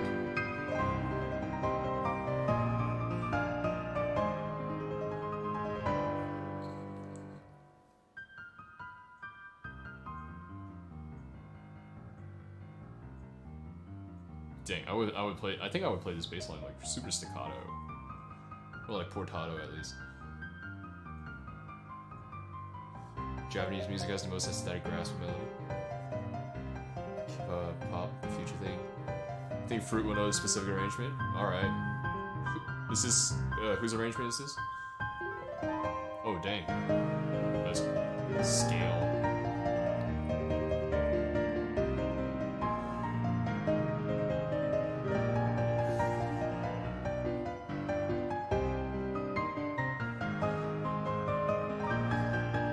Yeah, I don't know if this is supposed to be played by a person. You know, what's an arrangement by my reminiscence? You know his fiction arrangement? I don't think I've heard that. Yes. So there's like some inhuman jumps in that are like kind of like weird, and I'm like learning. Yeah, like. Go ahead. No, I was just gonna say that I'm like recording it like next week. But it's like, yeah, I like look at it and I'm playing it. I'm like, did he want someone to be able to play this or not? Yeah, it's like using tenths as like scales. It's like, yeah, you can, but I don't know. But like, who can do that, right? Or, I mean, it's for the select few, right? And I guess that's like the, nice part, or like the flair of something like this. Yeah. Dang, maybe I have to watch this anime. Is it good? Goto? You think it's a random video on YouTube? You're gonna look it on Discord? Yeah, Discord. Send it to me on Discord, and I will real quick turn off my screen. But did someone? I think someone else asked something for that right before you did. Pure water ruler. Yeah, actually, I was gonna say, like, one of the things that I noticed about these arrangements that are kind of interesting, right? Like, and even yours, right? Or even Animen's is, like, there's a lot of quote unquote like basic patterns, right? Like the jump, and then in the octave, like in the bass, and then jumps up, plays the power chord, like at the quarter, and then jumps back down and repeats a few times. Maybe you throw in a dotted quarter instead of like just playing straight quarters. And like if it carries the rhythm well into the right hand or through the right hand, and the right hand carries the melody well, it has enough complexity, then it actually sounds really good. And like I feel like all my arranging, like I'll do that for like one or two times, like, you know, obviously I don't arrange a lot, right? So I don't get enough practice, as it were. But like I feel like I do that a few times, and then I'm like, no, it's gotta be different because it sounds boring because it's repetitive now. But when in actuality it doesn't, and that's I guess that's like what's striking about like some of these things, you know. I think it's a difference in like style too. Yeah. I don't know if I should always be thinking about like mixing things up, making it more complex quote unquote, right? Like air quotes for complex, and then like, or like, just like sticking with the tried and true so it sounds good, You know, I constantly feel like I'm threading the needle between, or threading the line between. I want it to be complex so that it has like things that I can work with when I'm practicing and playing, and like different ideas and motifs that I can like mess around with. But I also don't want to be so complex that it then doesn't sound good. And I can write for neither of those right now at the moment without significant effort, or like significantly swinging one way or the other. And I suppose that's like half the learning process, right? You gotta learn, try to master like one style, maybe like imitate someone a little bit first, and then go back and then like imitate someone else, and like add again to the toolkit to conglomeration of techniques that you can use to make an arrangement to play a certain way, yada yada. So yeah, you should cover the drums of the song in most cases with some variations. No, I agree. I agree. The left hand typically, I think for most people, take the drums and like the percussion. But it's just interesting when you sometimes not get that, or when the left hand carries some like melodic elements or like different melodic motifs as well, or like the bass line, right? Or like the some of the guitar riffs and stuff like that. So yeah. Let's see. Back to video reviews. All right. Mosaic Wave. Wav. Akiba Pop, the future piano solo. We'll go for like another This half hour. performance is really, really nice. Dang. Okay. From Nico Doga, played by Pianist. Oh, I feel like I've seen this name before. Okay. I don't know this song either, so this is unfortunate. My 6 months as a weeb are not serving me well. Oh, it's mono. That's okay.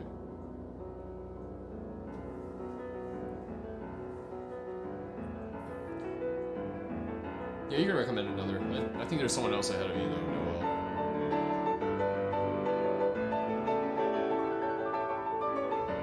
Oh dang, he's playing to empty audience. No, I'm kidding. For a moment I thought this was live and I was like, dang.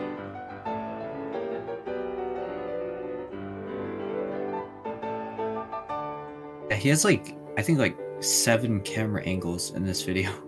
Yeah, that's insane. What the heck? How do you set up 7 camera angles? Who's your videographer? And is it 360p? Yeah, I remember. Are you kidding me? I think it's like 2011. Oh yeah, it is 2011.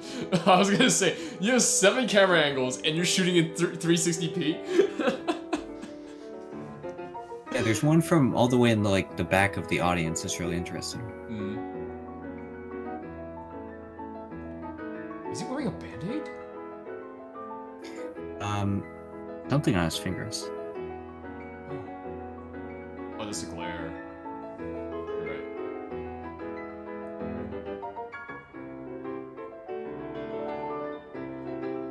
Wait. Never mind.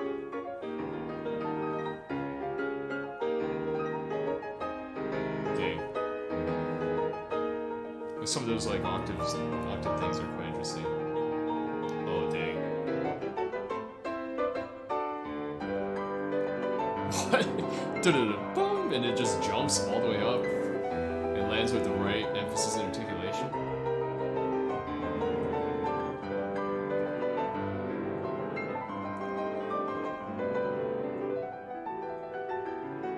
Dang, I love when there's like good scales in the left hand. Yeah, it looks like he's wearing something on his right hand. But... Dang, that camera angle though. The wobble.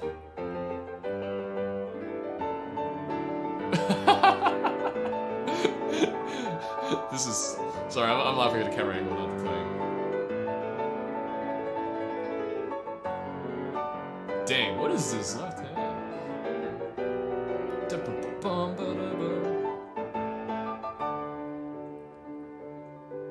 And nice drop in dynamics. Is this a mic? There is so much 3-hand technique in this video. Yeah. And it's like very nicely done too, right? It's not like jumping, like he's not like making the top voices like too articulate. Like you don't hear the individual like bruh, bruh, bruh, bruh, like bum bum bum, right? as individual notes. It sounds like this right hand section is actually something I copied for my bridge time arrangement. Oh, really? Up and down. It's like up and down a power chord, and then you just double the root. Yeah, it's really interesting. Yeah, interesting.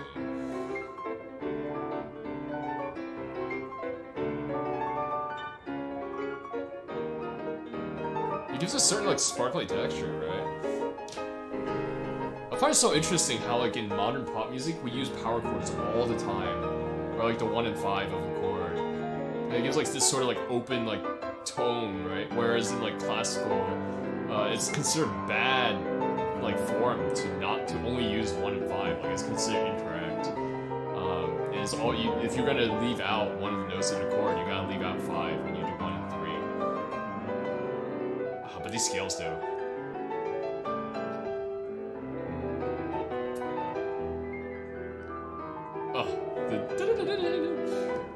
That's like a pattern that I haven't played enough to actually like be comfortable with every time it shows up. Like every time I have to play that, I have to grind it again. To Catine's Unravel. We can do Catine's Unravel at some point.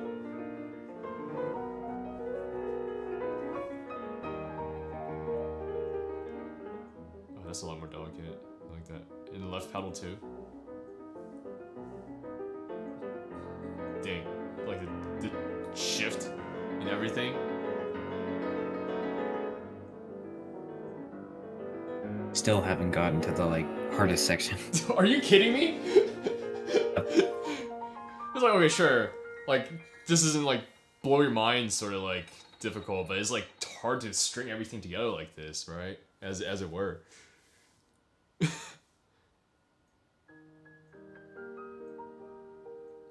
Dang.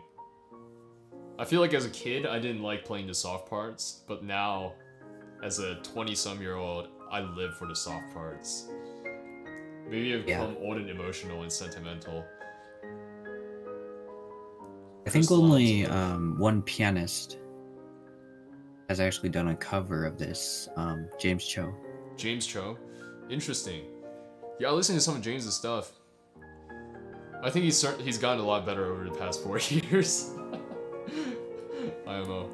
Just like tracking some of his progress. Ugh. Dang, I am an old dude now. If I live for stuff like this, like the phrasing, this is like you know I'm old when I geek out over like the soft, quiet, slow parts and not the fast ones.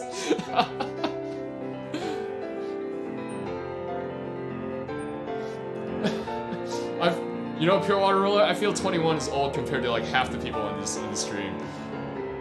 Alright, here we go. Yeah, I might have geeked out a little more because I actually ordered the sheet music, like $30. $30? Ended up not.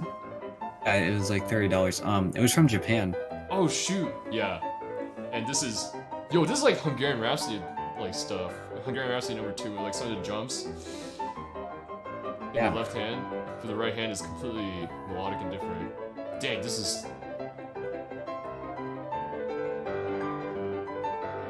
Dang, you see like kind of like the arm rotation in order to get that too. Okay, now I'm nerding out over now I'm nerding out over this too.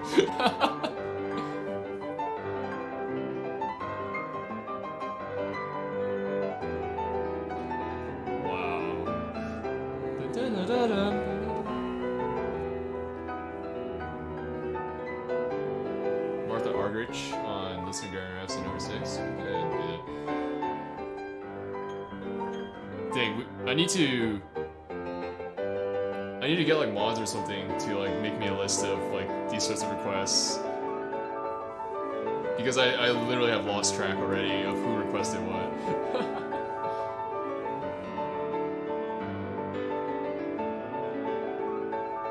I guess reactions are like pretty low energy. Like I feel like I can do this for a while, despite feeling like I want to stop soon. Like if I were just like talking normally. I guess like 25-ish people like watching me react to things, so. I guess I'm competitive with that other channel. Am I right, Fruit? Or am I right? Yep. You just... Except it's It's on live stream.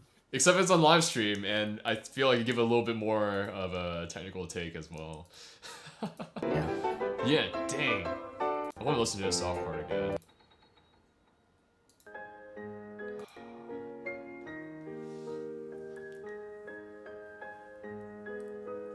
I mean, the left hand is just so simple. Yeah, it is. But like the way that it's like it comes up bum bum bum bum bum bum bum. Like the way that you can shape that. There's like so many things that you can do, right? And like try to Yeah, mess with it's it. also the dynamics of this piano. Yeah. Dynamics of the piano, and I guess like recording in a hall, right? You get some of that as well. Oh, that would be actually super interesting for you, I think. Like performing in like an actual hall. Because the way you play is different. Like you have to practice differently for that. Cause when you're playing for yourself, right? Like everything is like right there in front of you, and you hear fortes a certain way. When you're playing in a small room and stuff like that, you hear fortes, pianos a certain way. But when you're playing in a hall, all of a sudden your pianissimos have to carry to the back of the room, and your fortissimos have to carry a different way too, towards the back. And so everything becomes a little bit more heavy and a little bit more. You need to play with a little bit more articulation in order to get that sort of resonance, even though you are playing a larger instrument. And that's actually something that takes a little bit of adjusting to IMO, but his phrasing is amazing. Tell me about it. But I should watch Jishin Park playing piano. The sound spreads differently. Yeah, the sound spreads differently in a concert hall, and you hear your own playing back differently too.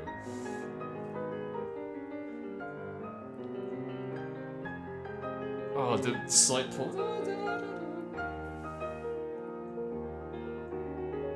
And then, like, what a smooth transition. Anyways, we've heard this already. We'll stop geeking out over this. Dang. I've been playing piano for 2 months. It's really fun. Yeah, I'm glad. Piano is a lot of fun. All right. Let's see what the requests are. Let's see. I just watched this one. There's something else. Was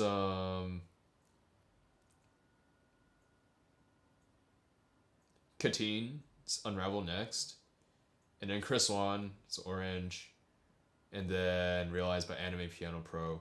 Yeah, Martha Argerich is a Hungarian Rhapsody #6, and Jichun Park. Jichun Park Unravel. We'll end with Jichun Park. We'll see how far we get until I like tap out. But you know, I get requests right on my videos to react to Jichun Park or review Jichun Park, and like I high key don't want to. I don't think I will actually like ever review a child prodigy, just cause like I don't know. Maybe you have a different take on this fruit, but like I feel like with my review videos, yeah, it's entertaining to watch someone talk about like techniques and stuff like that. But like my real goal isn't just to like vibe and like geek out, or although I guess geeking out over stuff is part of the goal too for myself, and that's why they're fun for me. But like the goal is to be educational, and what Jichun Park is doing is like going to be different from someone who has like hands that can actually reach the keys that they're supposed to, right? And, like you don't like Jonah Ho playing La Campagnale, like he's playing it differently than someone who has like who can hit a 10th would play it, right? And so it's like less applicable, and like the way that they phrase is less applicable, and certain things are like less applicable. Like what am I supposed to say about like a kid who plays really well? Like dang, he's got good technique. Like okay, nice. I mean, I feel like I do that with animes, right? Like I explain the technique, but like with a kid, it's harder to explain. And also, if I say anything critical, people are gonna bash me and like kill me for that and be like, "Yo, he's just a kid. How can you? Oh, he's better than you. You're just salty, right?" And it's just like, okay, fine. So, yeah, we'll only ever talk about Jichun Park. Watch Jichun Park on stream, I think, because then I get to defend myself against chat if anything comes up. But anyways, let's see. Kateen's Unravel.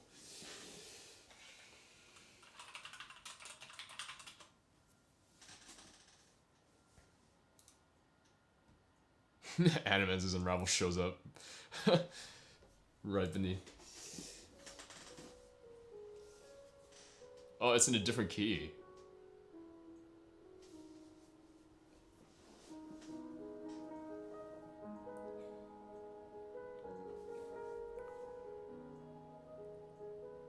I feel like with the prevalence of Animen's Unravel, everyone starts in a higher octave. even when they write their own. Oh dang, I got popcorn? I should be eating my popcorn. This like nice little bag, what the heck? Okay, Katine.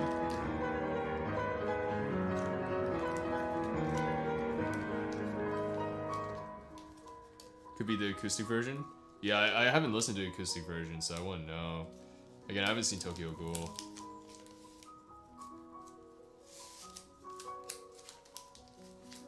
I haven't seen Tokyo Ghoul, but everybody's knows of the opening. Yeah, because of animes and the memes. I think it has more views than the actual opening. Really? Yeah. Dang. Okay, I feel like this chorus is tamer than animes is slightly, but that's also not gonna last really. I think Katine has played like a lot of jazz too. Yeah, so it's like more improvisational. That's actually one of the things that I know about like Katine's playing, is that like it seems like all his arrangements and all the things that he has written, right? Like Sonata Zero, Big Cat Waltz, and his Hungarian Rhapsody No. 2 Cadenza, like they don't come across explicitly jazzy, but it feels different from classical at points, and it's just like distinctly Katine. And like I don't have the music theory to be able to describe it. You know what I mean? Yeah.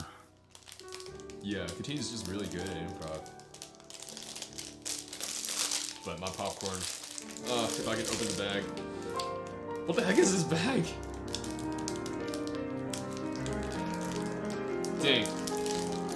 This is also so classical, right? Like doing variations on a theme. I'm gonna have to use scissors. Yeah, I think we talked about him before, and we realized that he didn't actually start doing a lot of piano until he was actually in university. Yeah, which is interesting, because then that means it's prime time for me to catch up. No, I'm kidding. That is really classical. I forget where that comes from. Was that like Schumann-esque? Dang. Like the octave section into this.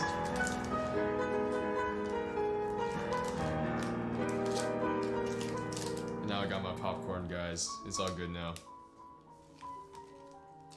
It's old and it's stale, but it's still salty and buttery. And that's what we want in popcorn, right? Oh, dang. That soft touch.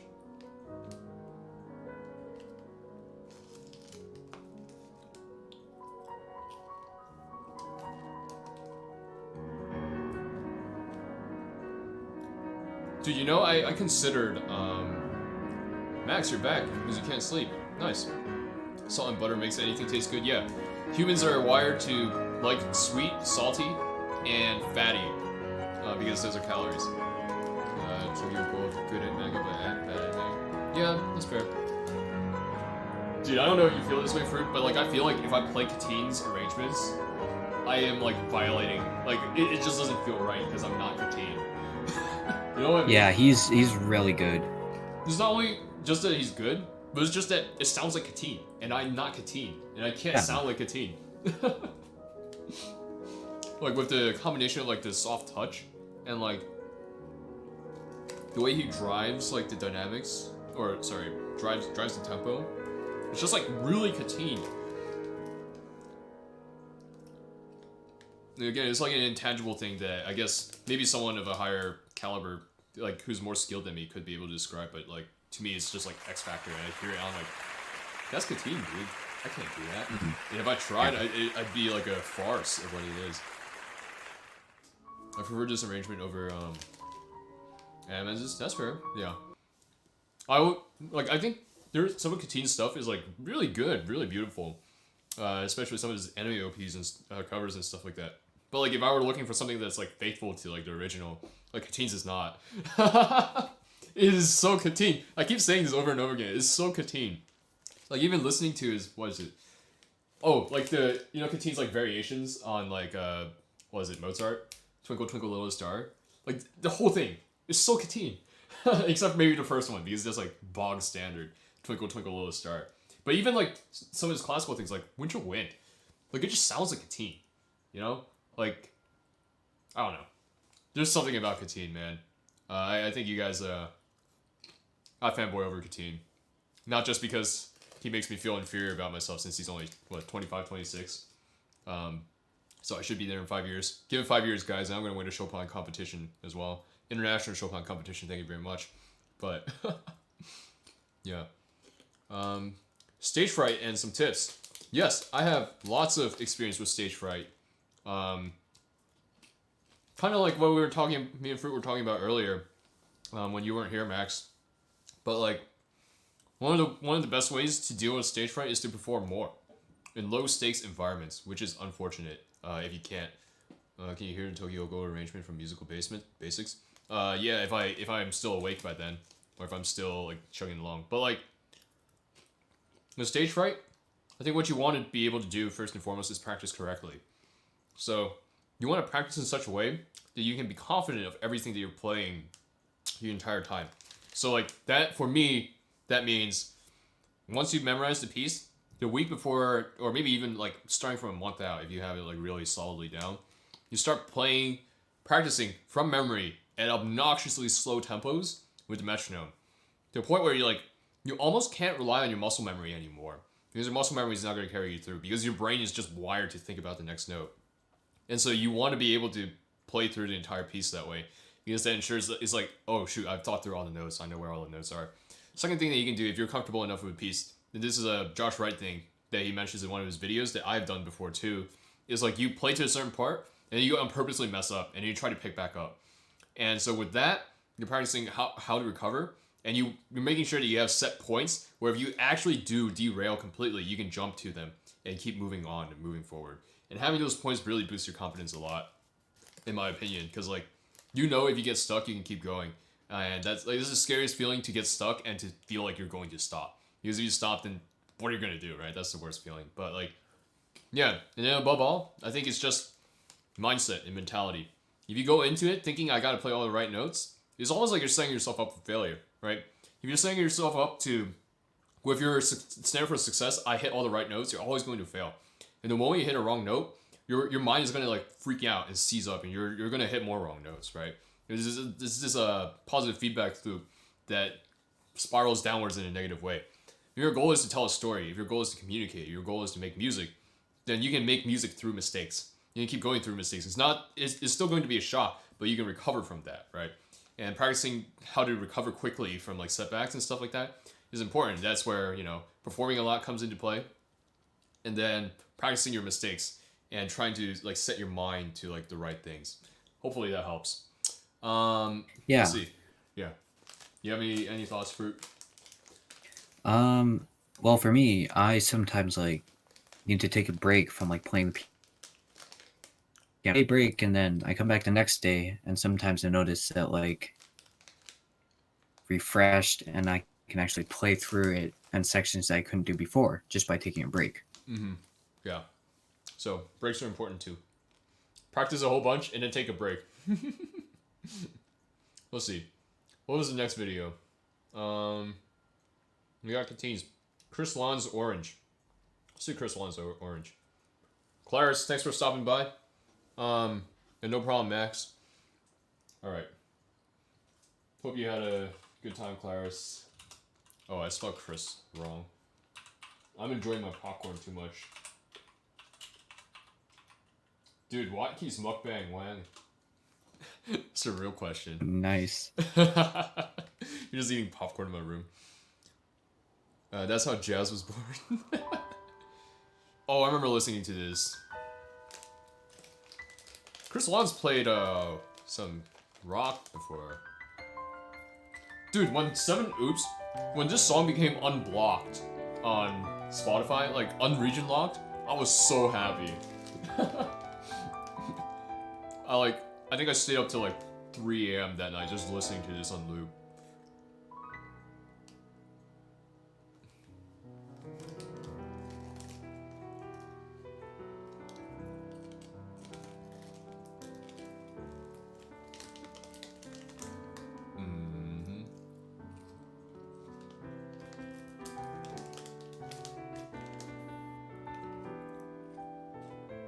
Dang, he's already moved it into his middle voice.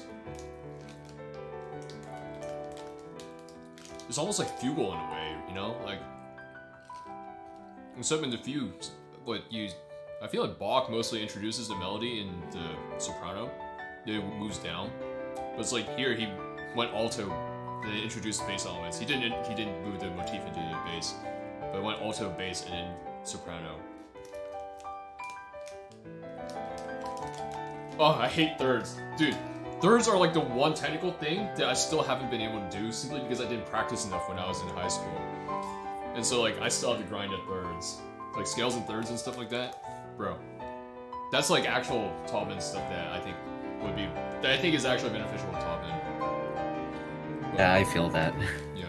With the double rotation right to get up. But oh dang. Let's go.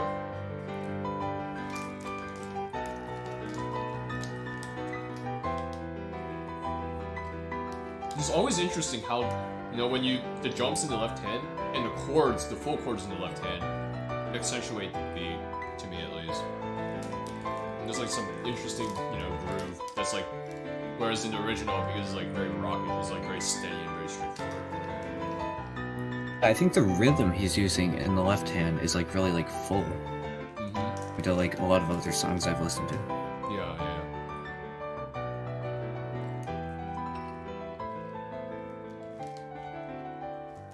Dude, adding those flourishes are something that I'm really bad at still. You know?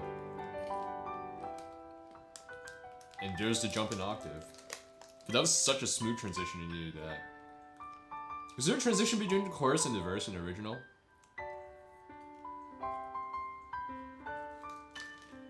I forget.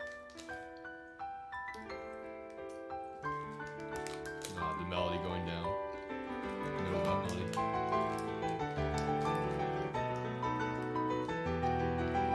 Oh my gosh. Oh my gosh. Bruh! I'm going back after we finish this pre-chorus. Before we get into the chorus. Alright, I'm going back. Alright, sorry. Those were some really good ideas. Yeah, dude, okay. The ideas in the soprano, and then the alto. It sounds like almost three voices. Yeah, this is like literally freaking three voices with three melodic ideas going at the same time. And he's got the right ones, like, he's got the layers, right? You can hear the three layers. Bro!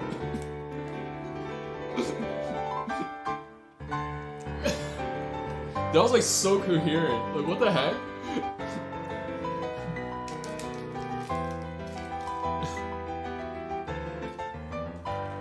The ba-da-ba-bum.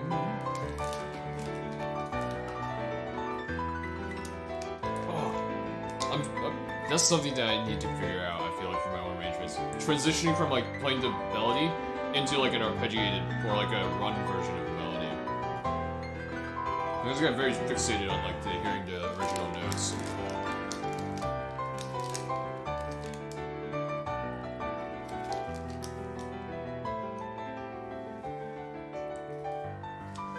You hear, like, the little line in the left hand, too. The hand cross. Oh! Oh! That murdered me, dude. That was so good.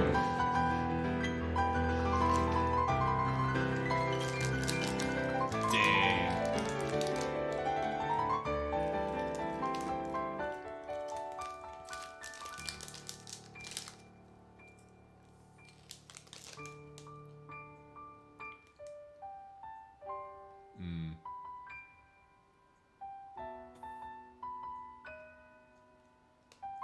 Wow.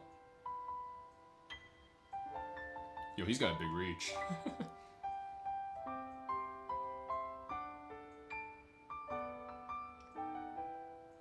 Why don't people cover this song? What the heck? Or like this arrangement? Why is everyone playing Unravel? They should play this.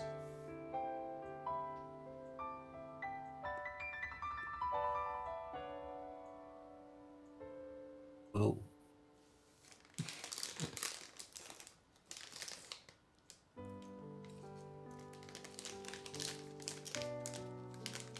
Dang, this conical shape is really bad for sticking your hand into it to get more popcorn. That was jazzy.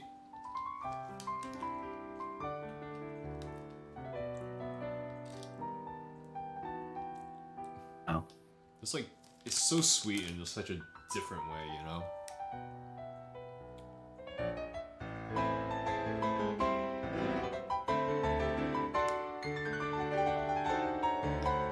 See you, Hayden. Thanks for stopping by, dude.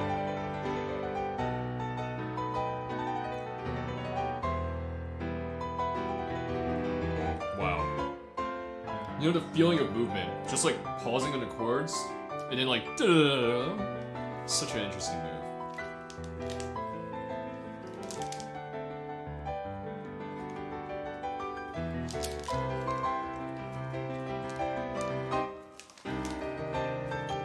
Gosh, this popcorn bag.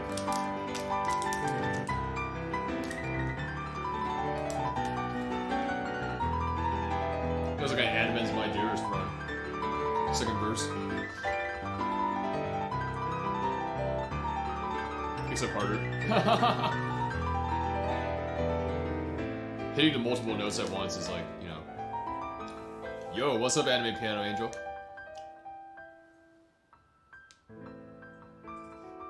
Mm-hmm. Yeah, I know, right? You want a ruler?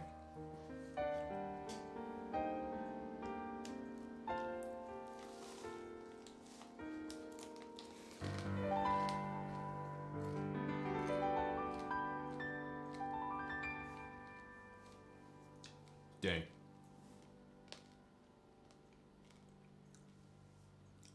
Dude, this is something else. Oh. That was There are so many good pianists. What the heck? Like, yeah, he's only at 2K? What the heck? Why am I not... Wait, why am I not subbed? What the heck? I definitely listened to this before. Now I'm like kind of sus. Why am I not subbed? Anyways. But, yeah, what the... This is... I feel like there's like just so much going on. Like, I think there was like a comment earlier. Somebody in the chat said, like, sometimes prefer more simple stuff. But, like, I think it really depends on the vibe that you're going for, right? All the ideas that you're trying to carry. Like, if you're just making complex for the sake of sounding complex, it's going to sound like that. And that's what all my arrangements sound like, to an extent. But, like, it's clear that he has, like, thematic ideas that he's trying to carry. I think the second chorus, or second verse is, or pre-chorus is the best demonstration of this.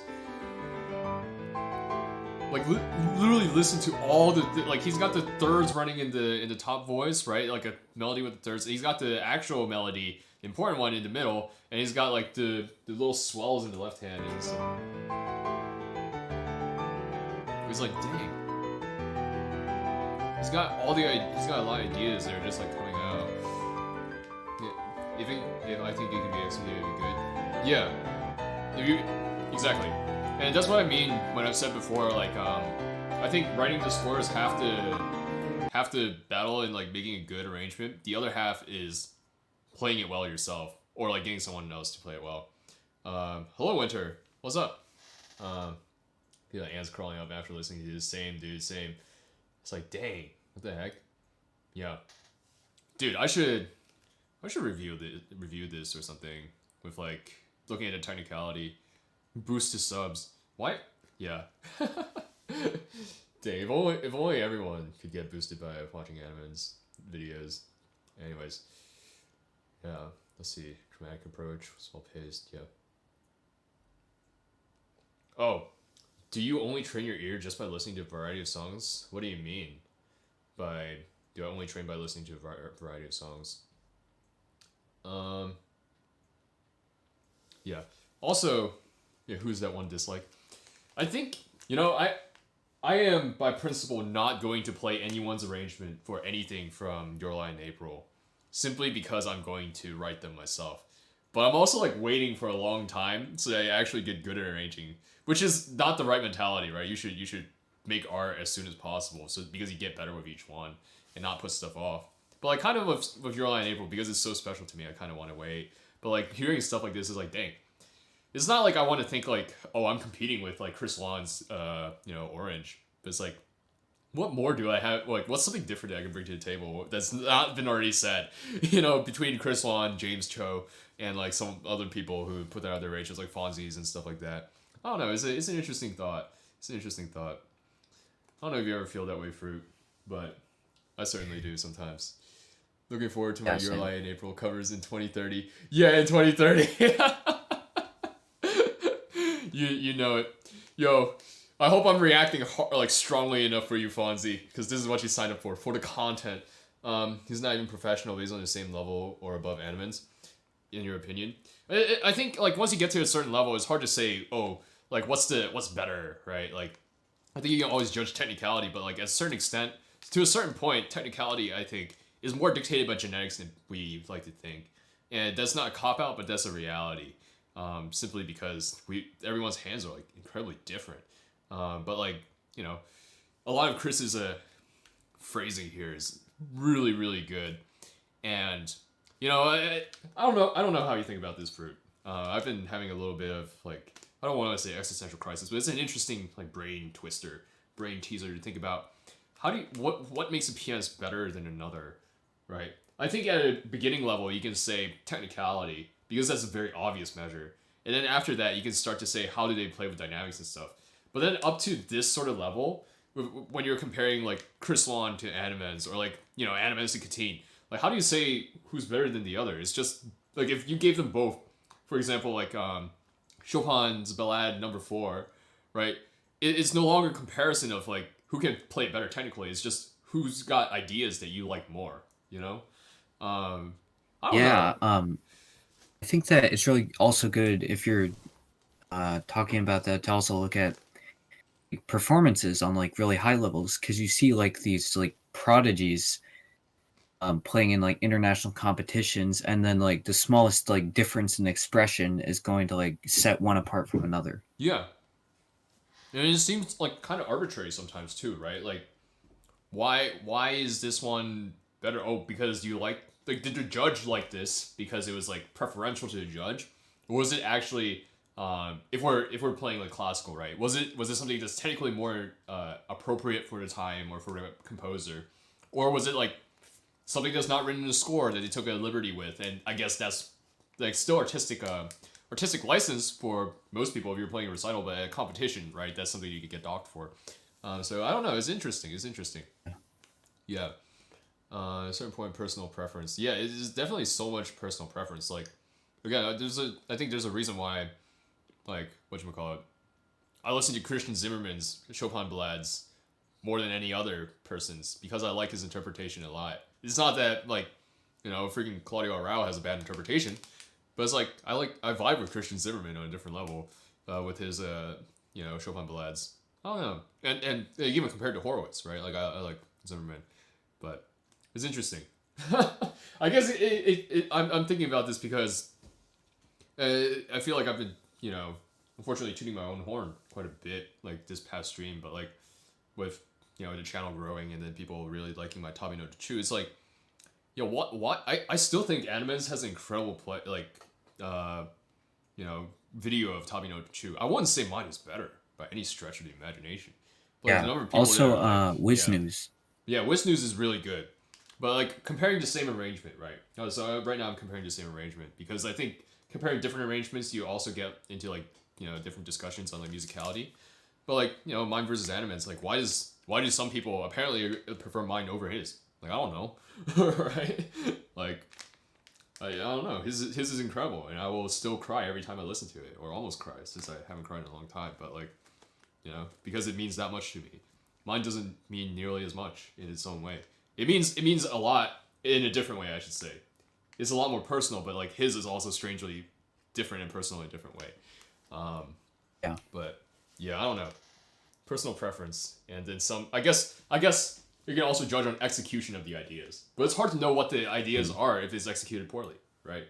Unless it's like a blatant like slip or a more blatant slip. I guess as your ear gets better, and you hear where something sounds like it's going, unless it's like very clearly executed to be counter that, then you can be like, okay, that was probably not as well executed as this pianist wanted to make it. So, I guess that's where it's where it is. Piano plays a part to emotion. Yeah, more emotion.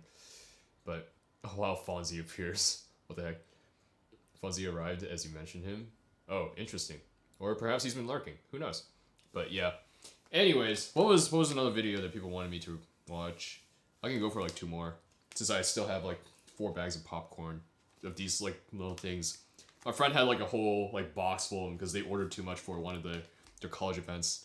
I have not listened to his Mozart sonatas, unfortunately. But yeah, I think.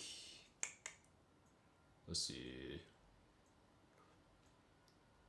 I feel like somebody said Chris Swan's Orange, and somebody said something else. Oh, there was something from Piano Pros, and then something. I think Keanu said something as well. And I'll probably end on those 2, just because I don't think I have much more. Oh no, Keanu said Chris Lawn, and oh, Argrich is Listen Garrett Rhapsody number 6. All right, so Realize by Anime Piano Pro, and then Argrich is Hungarian Rhapsody number 6, and then I'll see how much steam I still have left. Yeah. Yeah, sorry to everyone that I can't watch all the videos. But maybe this is a stream format that I can try out as well. I think we can try maybe like once or twice a month, me like reviewing your guys' videos and giving advice and stuff like that, and again like more of a educational sort of stream. And I'll figure out a way that I want to do that, right? Like to get signups and stuff like that. So it's more organized, and I'm not just showing up being like, hey, throw your videos in your chat, right? But I think maybe once or twice a month, getting someone on like Fruit to listen to stuff with me, that would be pretty chill as well. I don't know, maybe Fruit can listen to stuff with me every month. You know what I mean? No, I'm kidding.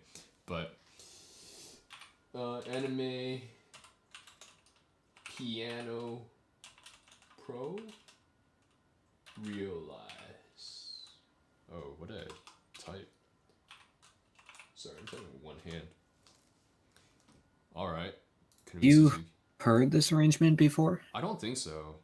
Yeah, I definitely have. The song? I haven't. I know the song. I know the song, but I don't know the arrangement. This one. Okay. Yeah. So this will be new.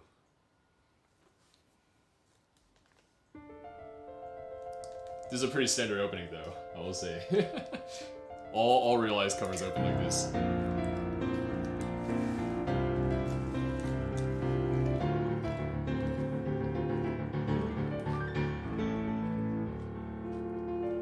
Yo, I find those repeated octaves interesting. I feel like repeated octaves have a tendency to become very boring and a little bit hard to control on an actual piano. But like, it sounds like he does it well here, you know?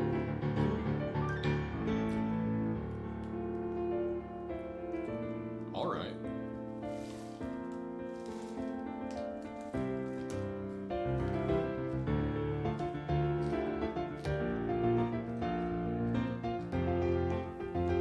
I can already see Subaru dying over and over again, guys. That's not a spoiler since you find that out in episode 1. There it is, the jump. Like how Konomi Suzuki does it. Konomi Suzuki high key really good.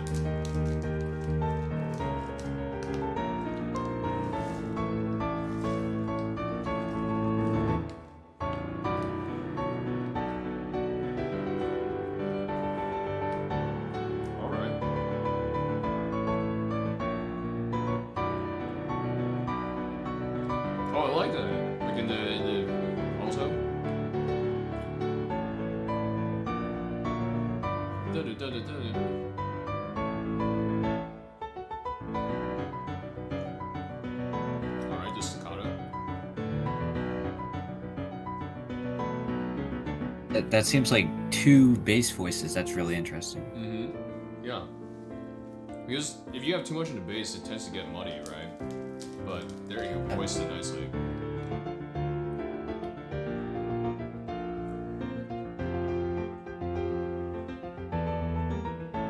The rhythm in the bass is different, right? Contrast with the opening. Less liberal use of arpeggios, right?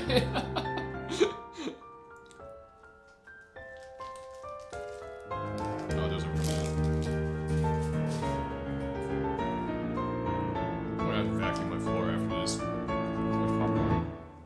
guess control the bass, please.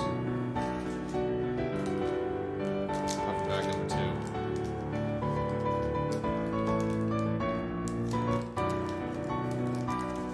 Dang, I really like that texture to the alto. I just feel like it adds like something, you know, that you just don't hear from like something else or other covers of this.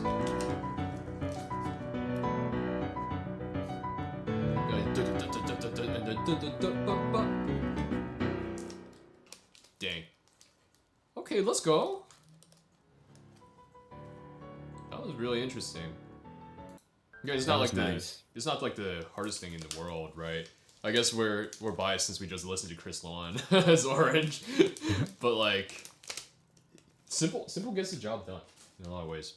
And when Simple has enough like interesting ideas to go with it and interesting ways that it's played, then it's like really dope, you know.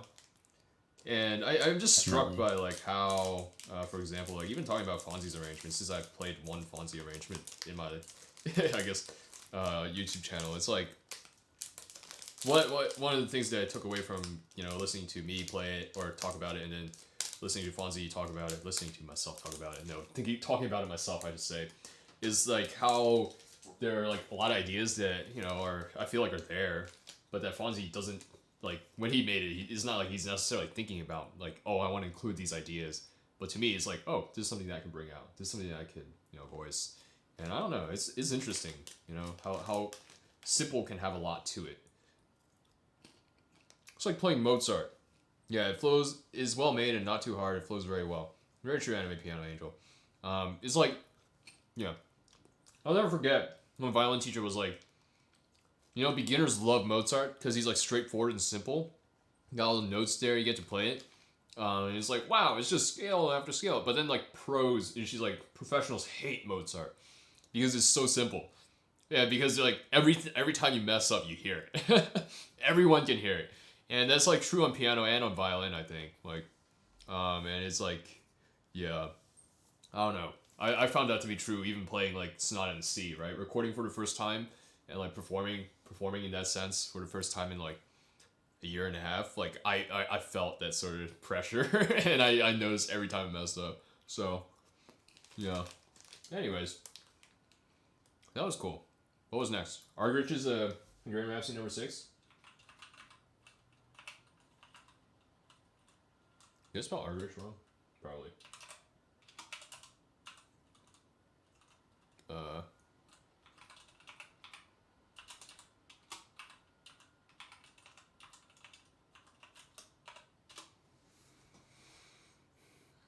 I've listened to this as well. Yeah. Alright. Do you know this one? Fruit?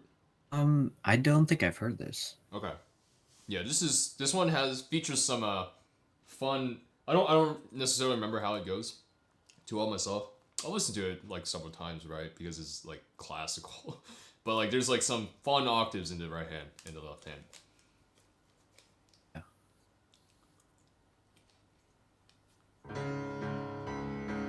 Oh, that's so lit. Very grandiose and showy, right?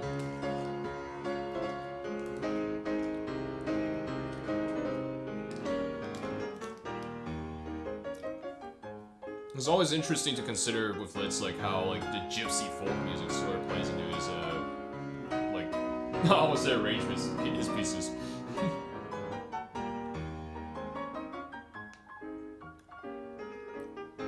I feel like Argrich overall also has a little bit of a heavier touch, which is interesting for stuff like this.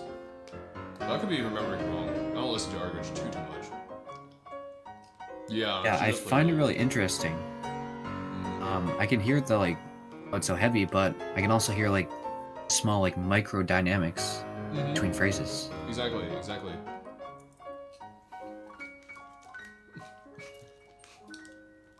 This is the power of a true professional. Unlike me. Nah, I'm messing. Oh, it's like a cadenza like part. I can already see it in the sheets. Yeah, she's Prokofiev. I don't understand Prokofiev. Like again because it's like, you know, the music that just doesn't make sense to my ear, but it is heavy.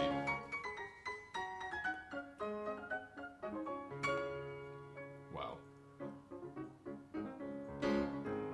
Those like accents on the not becoming harsh. It's like a weighty accent, you know?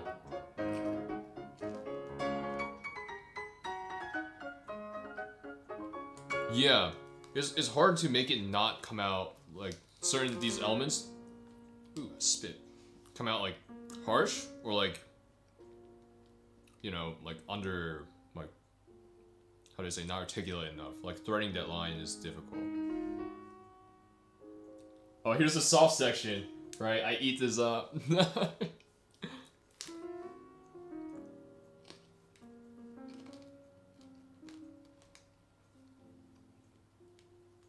Oh, dang. Let me turn up the volume a little bit. Sorry, guys.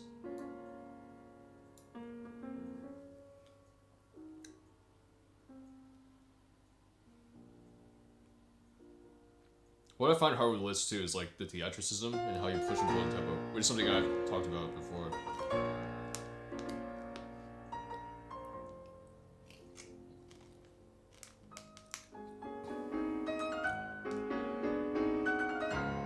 Is it right? Like the pulling of the tempo very slightly, but without feeling like it's dragging, and then like enough of a push to be dun dun dun dun. Right. Oh dang.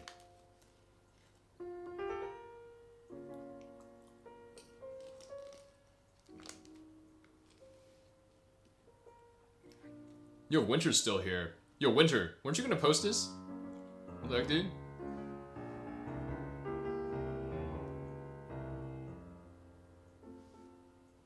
Oh, the bum bum.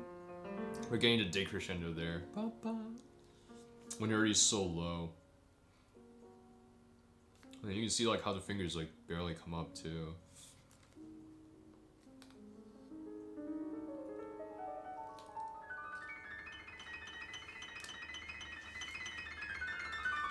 Oh, dude, have you ever played staggered stuff like this before, Fruit? No, that's the first time I've actually heard anything like that. Yeah, that's really interesting. I kid you not, like it's like at the end of Hungarian Rhapsody #2 as well, like and that fast part. It's like when you're playing that fast, like half the time I remember for like this, not this Hungarian Rhapsody #2. I'll pause this because we're getting to a good part. Like Hungarian Rhapsody #2 and Vendelson Variation series, it's like where that's the thing. Like you just tend to like mush everything back onto the bar, especially when you have the strong voice note on the offbeat, or like on the eighth in between. It is like to get that like precise is like insane to not move the bar line. Yeah, that takes a lot of muscle memory. A lot of muscle memory, and like you know like you need to be able to hear when you're starting to shift it too. Which is like dang, you don't see that in anime piano. Well, I guess because it's not conducive to something like that. Unless you're Canteen. If you're Canteen, everything works in anime piano. Yeah. But, yeah, I didn't like this. Are you kidding me?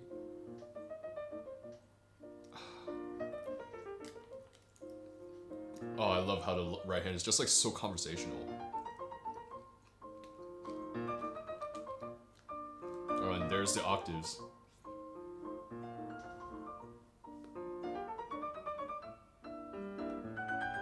Yeah, this kind of makes me realize how sparsely octaves are used in classical music, and then like in anime piano music we use them all the time. Yeah, because like the octaves, like when you have a very distinct melody, right, that's being carried by vocal, the octave adds the like girth and the weight to it, or even the full chord, right?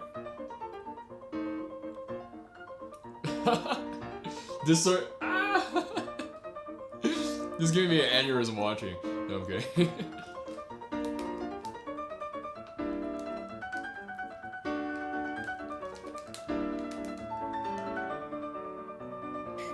You have to practice that motion like over and over to actually get it down. Yeah. And then you can't practice too much or else you give yourself like a wrist injury. Dang, she's like punching the note. Yeah, that was her knuckle. Yeah. Show us the hands! Who the heck edited this? I'm messing. Oh my gosh, in the left hand too?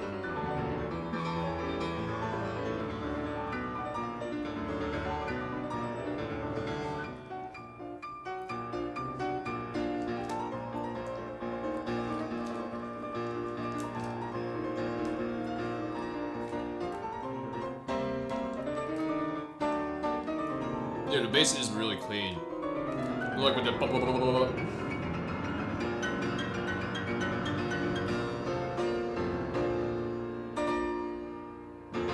Are you kidding me? She's wearing heels?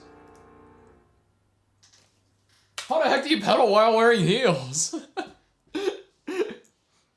Yeah, the bass jump is in many animes. Yeah, I'm like, you know, dang, this is something else, man.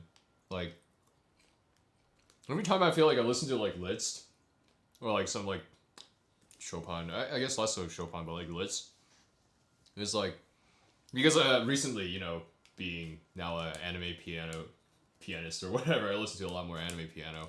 I'm like reminded of like just how much I don't want to say the sky is like the limit, right?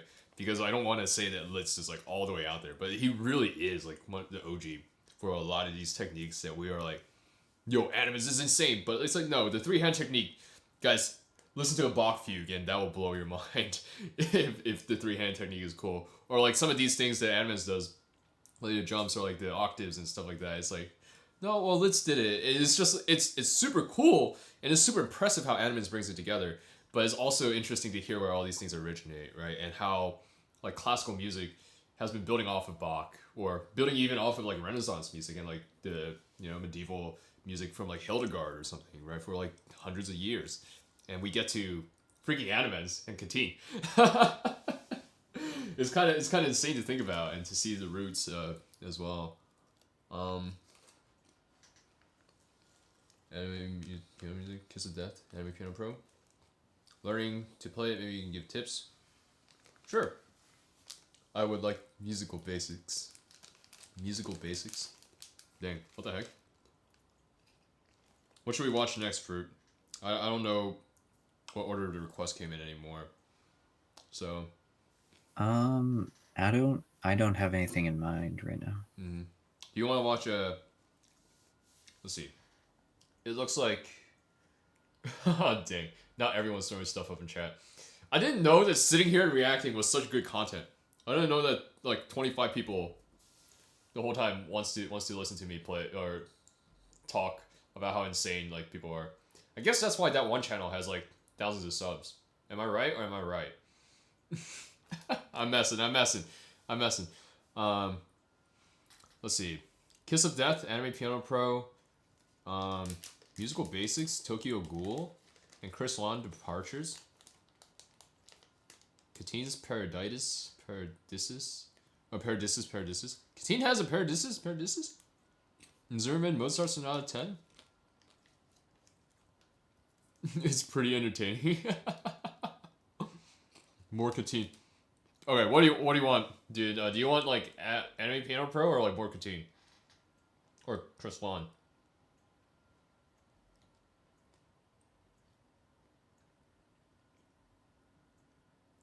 Dude, guys, next time I'm gonna make a list.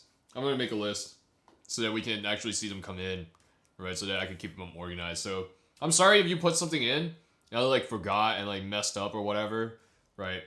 And yeah, but I guess we'll go with what I want to do, which is Anime Piano Angel. That was a good recommendation. 10 levels of Twinkle Twinkle Little Star. That's what I want to do. Sorry, everyone else who expected me to watch something else. I'll watch some Katyn. Have you seen this one, Fruit? I don't think so. I'm excited. Okay, prepare to have your mind blown. Okay. Because it's freaking Katyn. It's like, okay, I can vibe with this. I think I've heard this once, but I probably forgot it. Right. I like low-key thought that he was gonna do, like, play through some of the variations, right, from the original Mozart piece, because they do get harder. But, like, then this. Sorry, friends. Musical basis sometime else. I haven't listened to musical bases before, but I just want to listen to Katine. And you can't play level 0. Yeah. Exactly. But level 1, there's already a lot more like musical complexity, right? With like the runs and how do you phrase the runs and stuff like that. And you're still playing it very Mozart, right? It sounds like Mozart. It sounds like he's using different composers for inspiration. Mm-hmm. Yeah. Like suddenly this here got a little bit more romantic. Oh, there we go. I don't know who this is, but like definitely towards the romantic side. Because you can also hear the change of pedaling too. Maybe like, Rachmaninoff. Mm-hmm. I was thinking like more like post like late romanticism or like early. And who is this? Super Mario? Okay. Scott Joplin. Yeah. The Ragtime. Debussy. Yeah, that's what I was thinking of it in that range as well. Especially with some of the chords at the end. Again, I don't have the music theory or the ear training to be able to give you the chord, but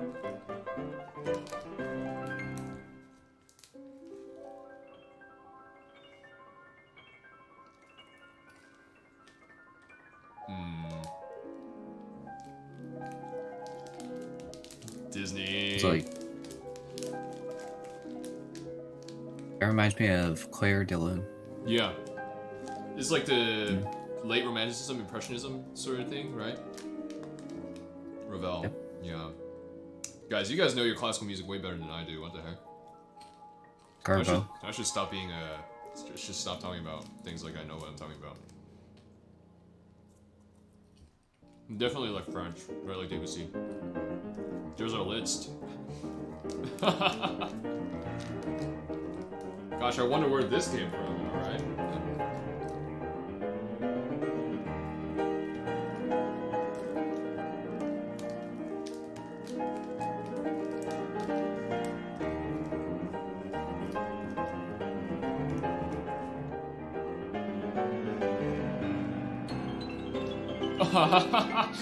Oh. You just transpose Winter Wind and you Twinkle Twinkle Little Star. Well, like it was in major. Yeah. Oh yeah, because it is in, was it A minor or whatever? But I like, think so. Now it's in yeah. something else. Is it? No, it starts in an E, so the dominant of A minor.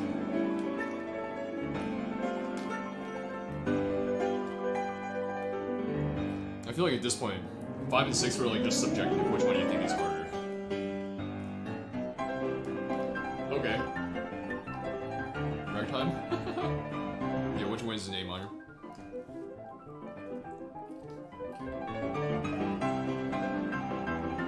It's like a 1950s cartoon.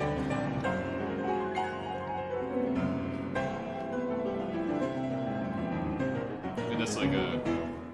Let's finish. Dang. Yeah, take a break, Katine. You deserve it, buddy. I wonder if he does that after every concert. Crawls under the piano. Gosh, wait, I get recommended my own videos? That's kind of funny. It's kind of funny, actually. But, yeah. Unravel.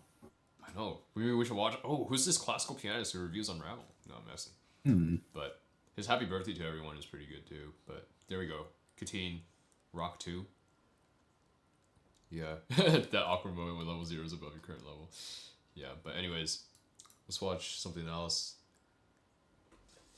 Some Peterson performances. I don't think I've heard Peterson before. Winter Wind. Alright, let's see. Let me scroll through chat real quick to look for suggestions and then ignore all the suggestions and just choose something that I want.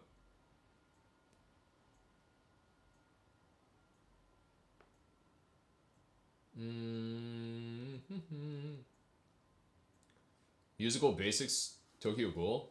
Is it another Unravel one? Because we've already listened to Katine's Unravel and I don't want to listen to another Unravel. I'm kind of toasted from Unravel to be real.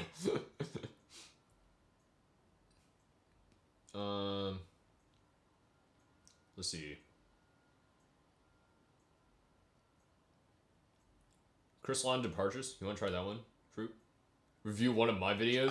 Yeah. We'll do that after this then, if people want. But like, I feel like people are tired of hearing me play. Because I'm like, I feel like I'm honestly not that good.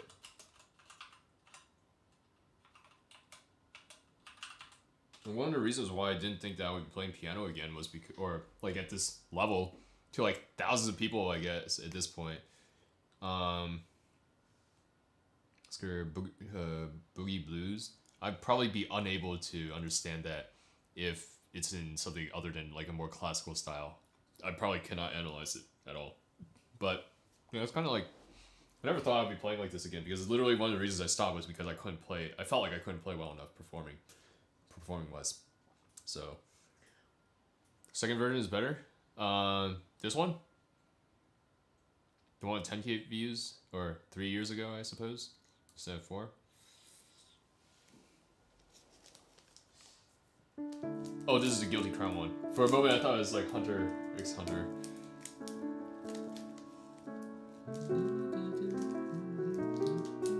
Oh, watch the older one, you said? Okay, we'll watch the older one. Unless you have a preference, Fruit. I think the older one is just with the few different like changes he made before the newer one. Okay, so should we watch the older or the newer one? Nah, let's just watch the older one since the chat wants the older one. Today, no more musical basics. If it's Unraveled, then no musical basics.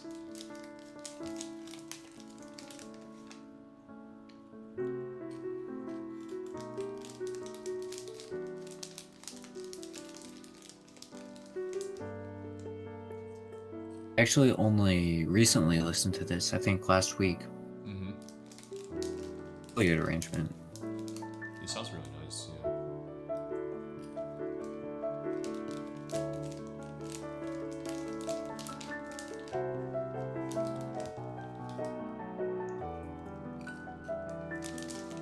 I'm enjoying my popcorn too much, guys. Oh shoot, you can hear the back crunching? Yo, do your homework while watching the stream.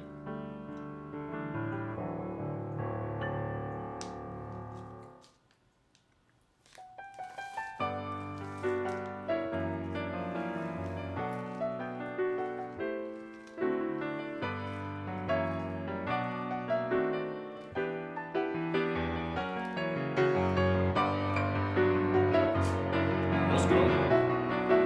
Eating intensifies. My camera died. Are you kidding me? Wait, we'll wait until the end.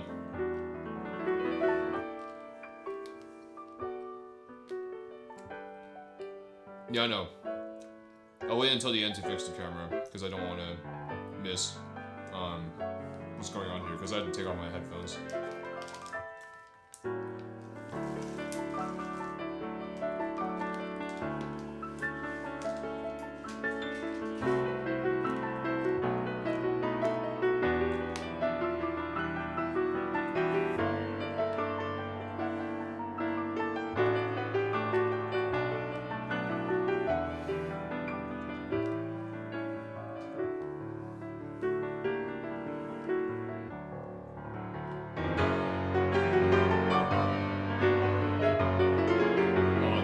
Notes? Then.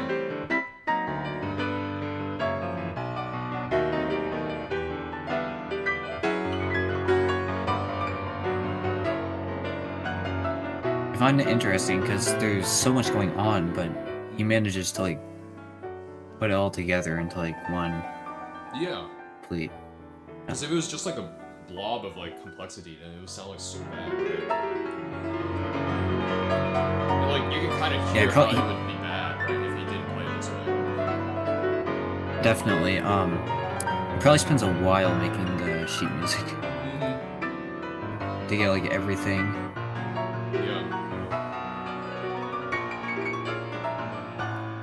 Sounds like he practices like me. What the heck?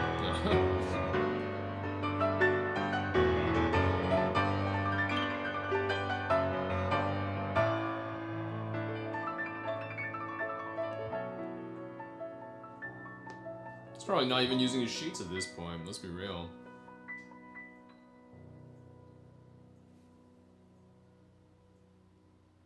Oh, we're still 4 more minutes, dang. There's too much going on in some parts. That's fair.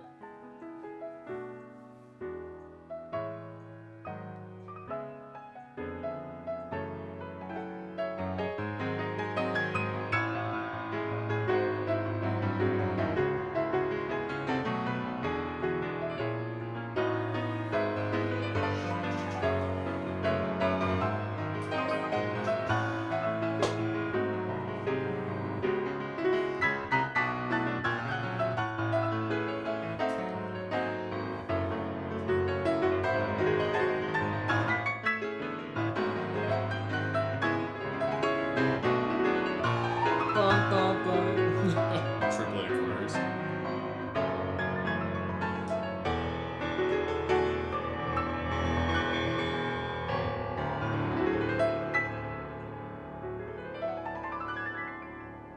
Okay.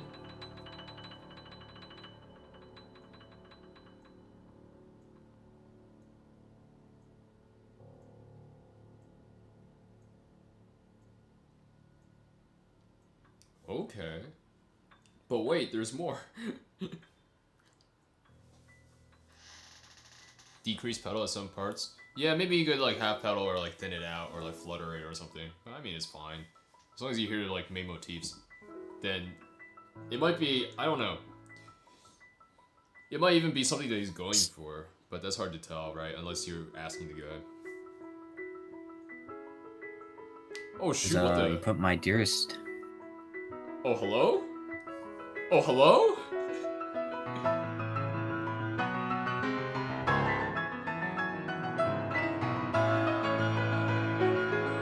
Okay.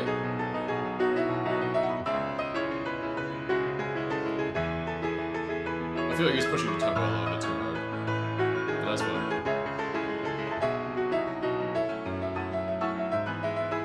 Let's try to create contrast. Hi, Cassidy. Yeah, there's like rubato. Yeah. Oh. Of pushing forward rubato. Instead of a pulling rubato.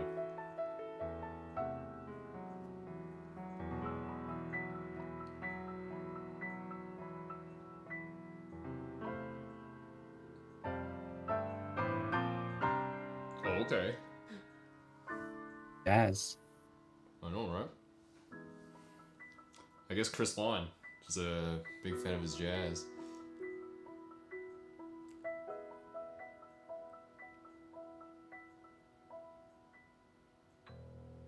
Dang.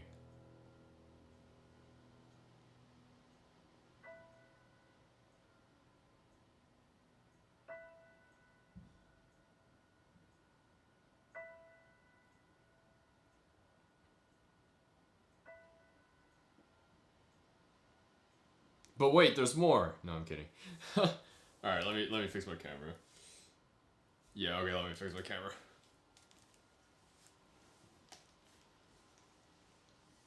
Yeah, the dynamics are really good.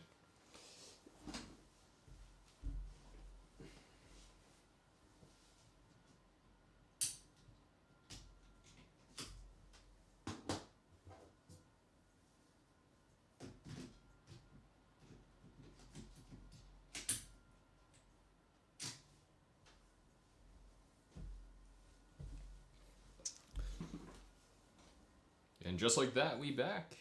Dang, that was really cool. I like that a lot. So a lot of the, again, like a lot of the stuff in the middle was like interesting, you know. Especially this transition into like my dearest, wherever it was. Yeah, and then, but I think he just pushed the tempo slightly too much because he was a little bit unsure of how fast he wanted to go, but that's fine. Yeah, Camera Kun really does keep betraying me. I got a new one. But like I haven't had the time to like configure it and set it up because this is a little bit different. It doesn't have a clean HDMI out, so I have to actually mess with it to make it work. But yeah, transitions were smooth, man. Transitions were smooth. Let's see. All right. I'm going to do one last one because I'm gonna eat one last bag of popcorn. And then we'll call it a day. Yeah, the jazz chords were. I don't know. I don't know if Chris Luan has had much like classical background is because I know that he probably doesn't attend a music university. I thought I read his description. Oh, he has 2K subs now. Yeah, he should. Played piano for 20 plus years, 12 years of classical lessons. Stopped midway in high school. Self-taught. Schedule constraints. Yeah. I mean, he's got it. Yeah. Yeah. It's pretty good. Yeah. Isn't he like he's like a doctor or something? I don't know. Something good. But anyways, until WattKeys tops it, dude, Cassidy, I can't arrange like this. It would take years of practice.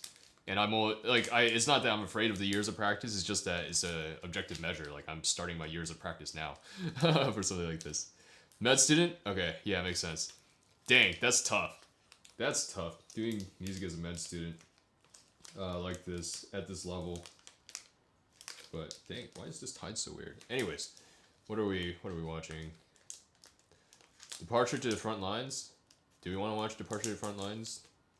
A quick question? Sure, you can ask me a quick question. Hello, Vortex. But, you know Departure to the Front Lines by SLS? Fruit? I haven't heard of that, no. Okay, yeah. Game Face. Yo, thanks. What's up? I appreciate you stopping by. What am I eating? I'm eating popcorn in a bag shaped like this. Because I was stopped by my friend's apartment, and he had a whole bunch that were like had bows on them for some event, for some school event. Yo, what's up, XY? It's been a hot sec. And they didn't eat all of them, so he gave me like a whole bunch. So, I'm just eating this stale popcorn, but it's good because it's salty and buttery, or I guess fake buttery. But, anyways, is it useful to start practicing a song from like half tempo and slowly rise up at 5 or... Yeah, I mean, that's what I do, so I think that's very useful. That's actually, I talk about that in my video, how to practice hard stuff, or not how to practice hard stuff, how to practice jumps and play faster. That's exactly what I do to like scale. And I think it's important to start from, it depends who you are, right? Again, I said this before, Tiffany Poon starts playing through at like performance tempo, or what she thinks is performance tempo when first reading a piece. At least she said this at one point. So I think she did that at some point. But she does that, and then whatever she hits that she can't do at that speed, she'll work on that, and then she'll keep going. And that's one way to do it. But the other way is to split into sections and then work each section up slowly, like what you're saying, at half, or even slower than half tempo. And I would say slow is the tempo where you have total control over everything that's going on, and slow changes the more you know a piece, right? Like when you're starting off slow is really, really slow. But when you're like really good at something, slow can become a lot faster. Although I would say it rarely crosses like a certain point, right? Because past a certain point, like you're not in control of your fingers doing scales anymore. But anyways, let's do that SLS song, and then we'll call it quits. I think you do hard sections over and over. Yeah, is it optimal? I don't know. I think there's merit to like trying to push the tempo, but I think there's also merit to like. It depends how you're trying to learn, right? If you're trying to get this down as solidly as possible, then I think this is the only way to do it, right? Because it's like the most, like, I guess, stable way, disciplined way. But if you're trying to learn something as fast as possible, I don't know, since Fruit learns a lot faster, so maybe you have thoughts on this, Fruit. But like, trying to push the tempo early might be something that you want to try, right? But like, personally, that's not what I do. But I don't know if you have thoughts on pushing tempo, or when you should start pushing tempo, Fruit. Yeah, I don't really know because I learn most pieces in probably 2 to 3 hours. Yeah. So. Yeah, I just it's casually learned in 2 to 3 hours. What'd you say? Yeah, it's a little difficult to tell because like I don't actually spend much time, and then I end up like pushing tempo, but then it gets a little bit like messy. Yeah, that's fair. But anyways, can you do a video about sight reading if I'm good at it? I mean, you can tell me if you think I'm good at it since I sight read Unravel last week, but like, yeah, we can. Never push tempo until you complete the whole piece. Mild disagreement. I think it's okay to push like sections, but like you just have to practice in a controlled manner. If you push a section and then you never like come back to like playing slow, then that's the problem, right? You can push a section, but just realize that when you're scaling stuff up, the whole thing has to be scaled up at like the similar tempo, right? So, anyways, yeah, it is like different. It's really important. Mm-hmm. Yeah, that's really important, and also you want to like keep having control over the entire piece, like not like not have anything like messy or. Mm-hmm. Yeah, there are always a couple of bars new and the piece completely new. Do you really need to isolate and practice? I agree. XY, everything's going well. I'm just a bit busy with making videos and like, I guess eating popcorn and doing school because I'm behind on schoolwork. But that's okay. I like streaming. But anyways, SLS, Departure to the Front Lines. No, I sight read Unravel last week. I didn't play it by muscle memory. Oh, I'm being famous? I suppose I'm famous.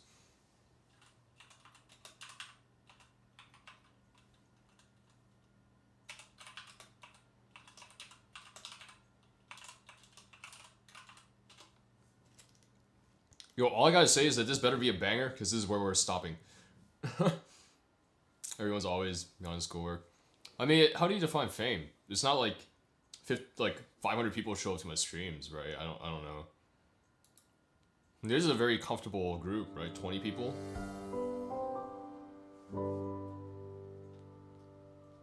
Like, subs aren't... I care more about quality of subs than, like, the actual sub number. Although the actual sub number is, I think, cool, too.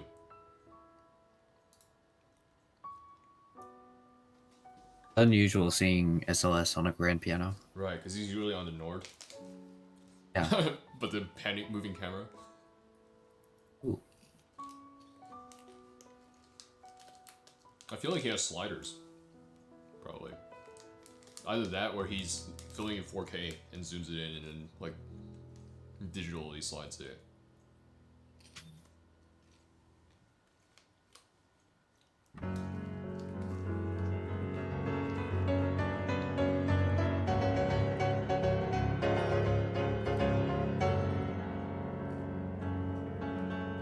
Interesting choice to keep the pedal down, but I don't know how I would do it otherwise either. Maybe half.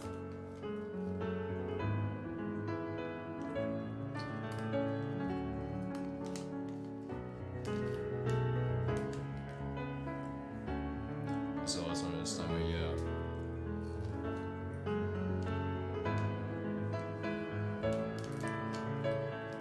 Kind of like what I said for Haru Yugu.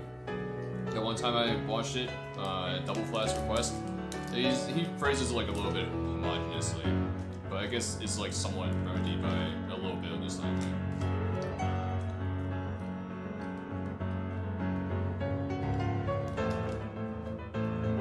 Again, the repetition in the left hand. Good on him not to make it sound weird.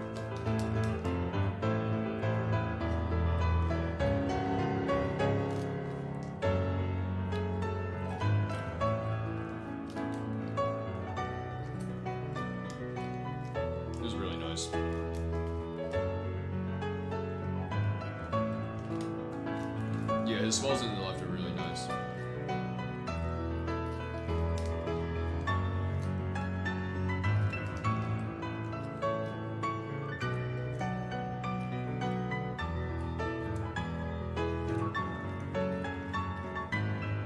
I feel like something SLS does is give both hands like more attention, including the left hand, from a lot of other arrangements that are just like more focused on the right hand.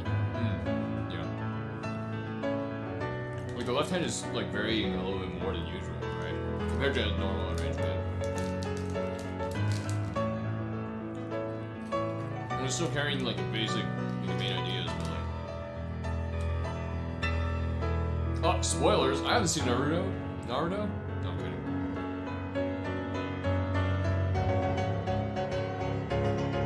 I'll do a public Discord server in the future. I just haven't had time to set it up yet.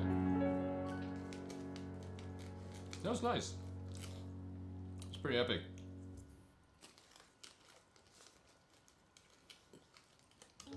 Oh. Oh, there's more! Oh, there's more! Is this an outro? Yeah. Yeah, I should do this for my outros instead of talking. So it feels better for people. Yeah, that's a pretty good idea. I'm on a different server, so... Like, biased. Yeah. All good. But I feel like it's different when you're hearing someone's voice, you know? But, that's just me.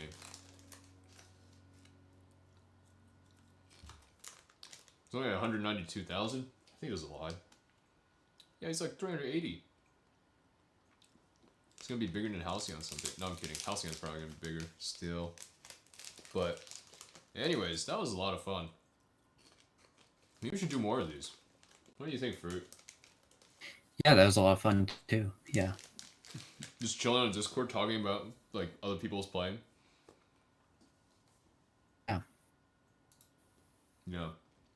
Chilling, Awesome. or I guess not necessarily just chilling on Discord, but doing it on stream. But, yeah. Anyways. Yeah, stream is more like interactive. Yeah. Because you got, like, people talking as well. You know, a public ghost study system? Dang. Yeah. This stale popcorn is really getting to me at this time. WattKeys ASMR soon. Has it been like ASMR. 4 bags? Yeah, it's been 4 bags, dude. How many calories is this? I don't know. I have my Asian metabolism. It'll save me. Oh, nice. Yeah. You watching 3 hours while doing nothing? Yo, that's some dedication, Siri-chan. But thanks. I'm glad this was entertaining. I'm glad you guys had fun. But like, yeah, it's stale. Yeah, it's still good. I mean, it's just butter flavor and salt. But Dan, Joel, Joseph, what's up? But anyways, I feel like everyone says my streams are chill. I don't know if they're actually chill, cause well, I mean, I watch other people's streams and they're like chill, I guess, as well. I mean, when I think of not chill streams, I think of Tyler One screaming. So, a packet? How do you get to the bottom of it? I just, like, tip it up and eat it. But, like, I mean, I have nothing else in my room to eat right now, so I guess I might as well. But, they're super chill. Yeah, I know. D. Joel, James. It sounds about the same. But anyways. Thank you all for coming by. Yo, Fruit, thanks for stopping by in Discord and chilling. That was awesome. Yeah, we should do this again someday. Hopefully you got more subs from this too, because that would be a shame if you didn't. Thank you. But yeah. Anyways, everyone, thank you so much for like, what is it, 2.7K now? Like that's kind of nutty. If you're new, thank you for stopping by. Right. If you're not new, thanks for sticking with me for a long time. It was actually a wave. Yeah. But anyways, until next time, everybody. Or this week. Oh, this week there's a video. And then next week next week I'm taking a break. I'm not streaming next week. So, yeah, I guess in 2 weeks. I guess I deserve a break because I've been doing this non-stop. How long has it been since I started streaming? Do you remember? I think it started midway through January. Yeah. This is the 7th, isn't it? Yeah, this is the 7th, but So then I every did week? like the 100 sub one. And then I did like the first one as well, which was me at the piano. So it's been like Months? 2 months, yeah. 2 months of streams every week. Dang, I need a break, guys. I need a break. And I will figure out how to make this more efficient too, so that I can actually get back to reviewing videos and stuff like that. Because I want to, do that at some point. Can I please do Rama and Winter Unravel? I already did their disc games. Come on, dude. No, I'm kidding. Maybe we can. But anyways, thank you guys for stopping by, and I'll see you next time, whenever that is.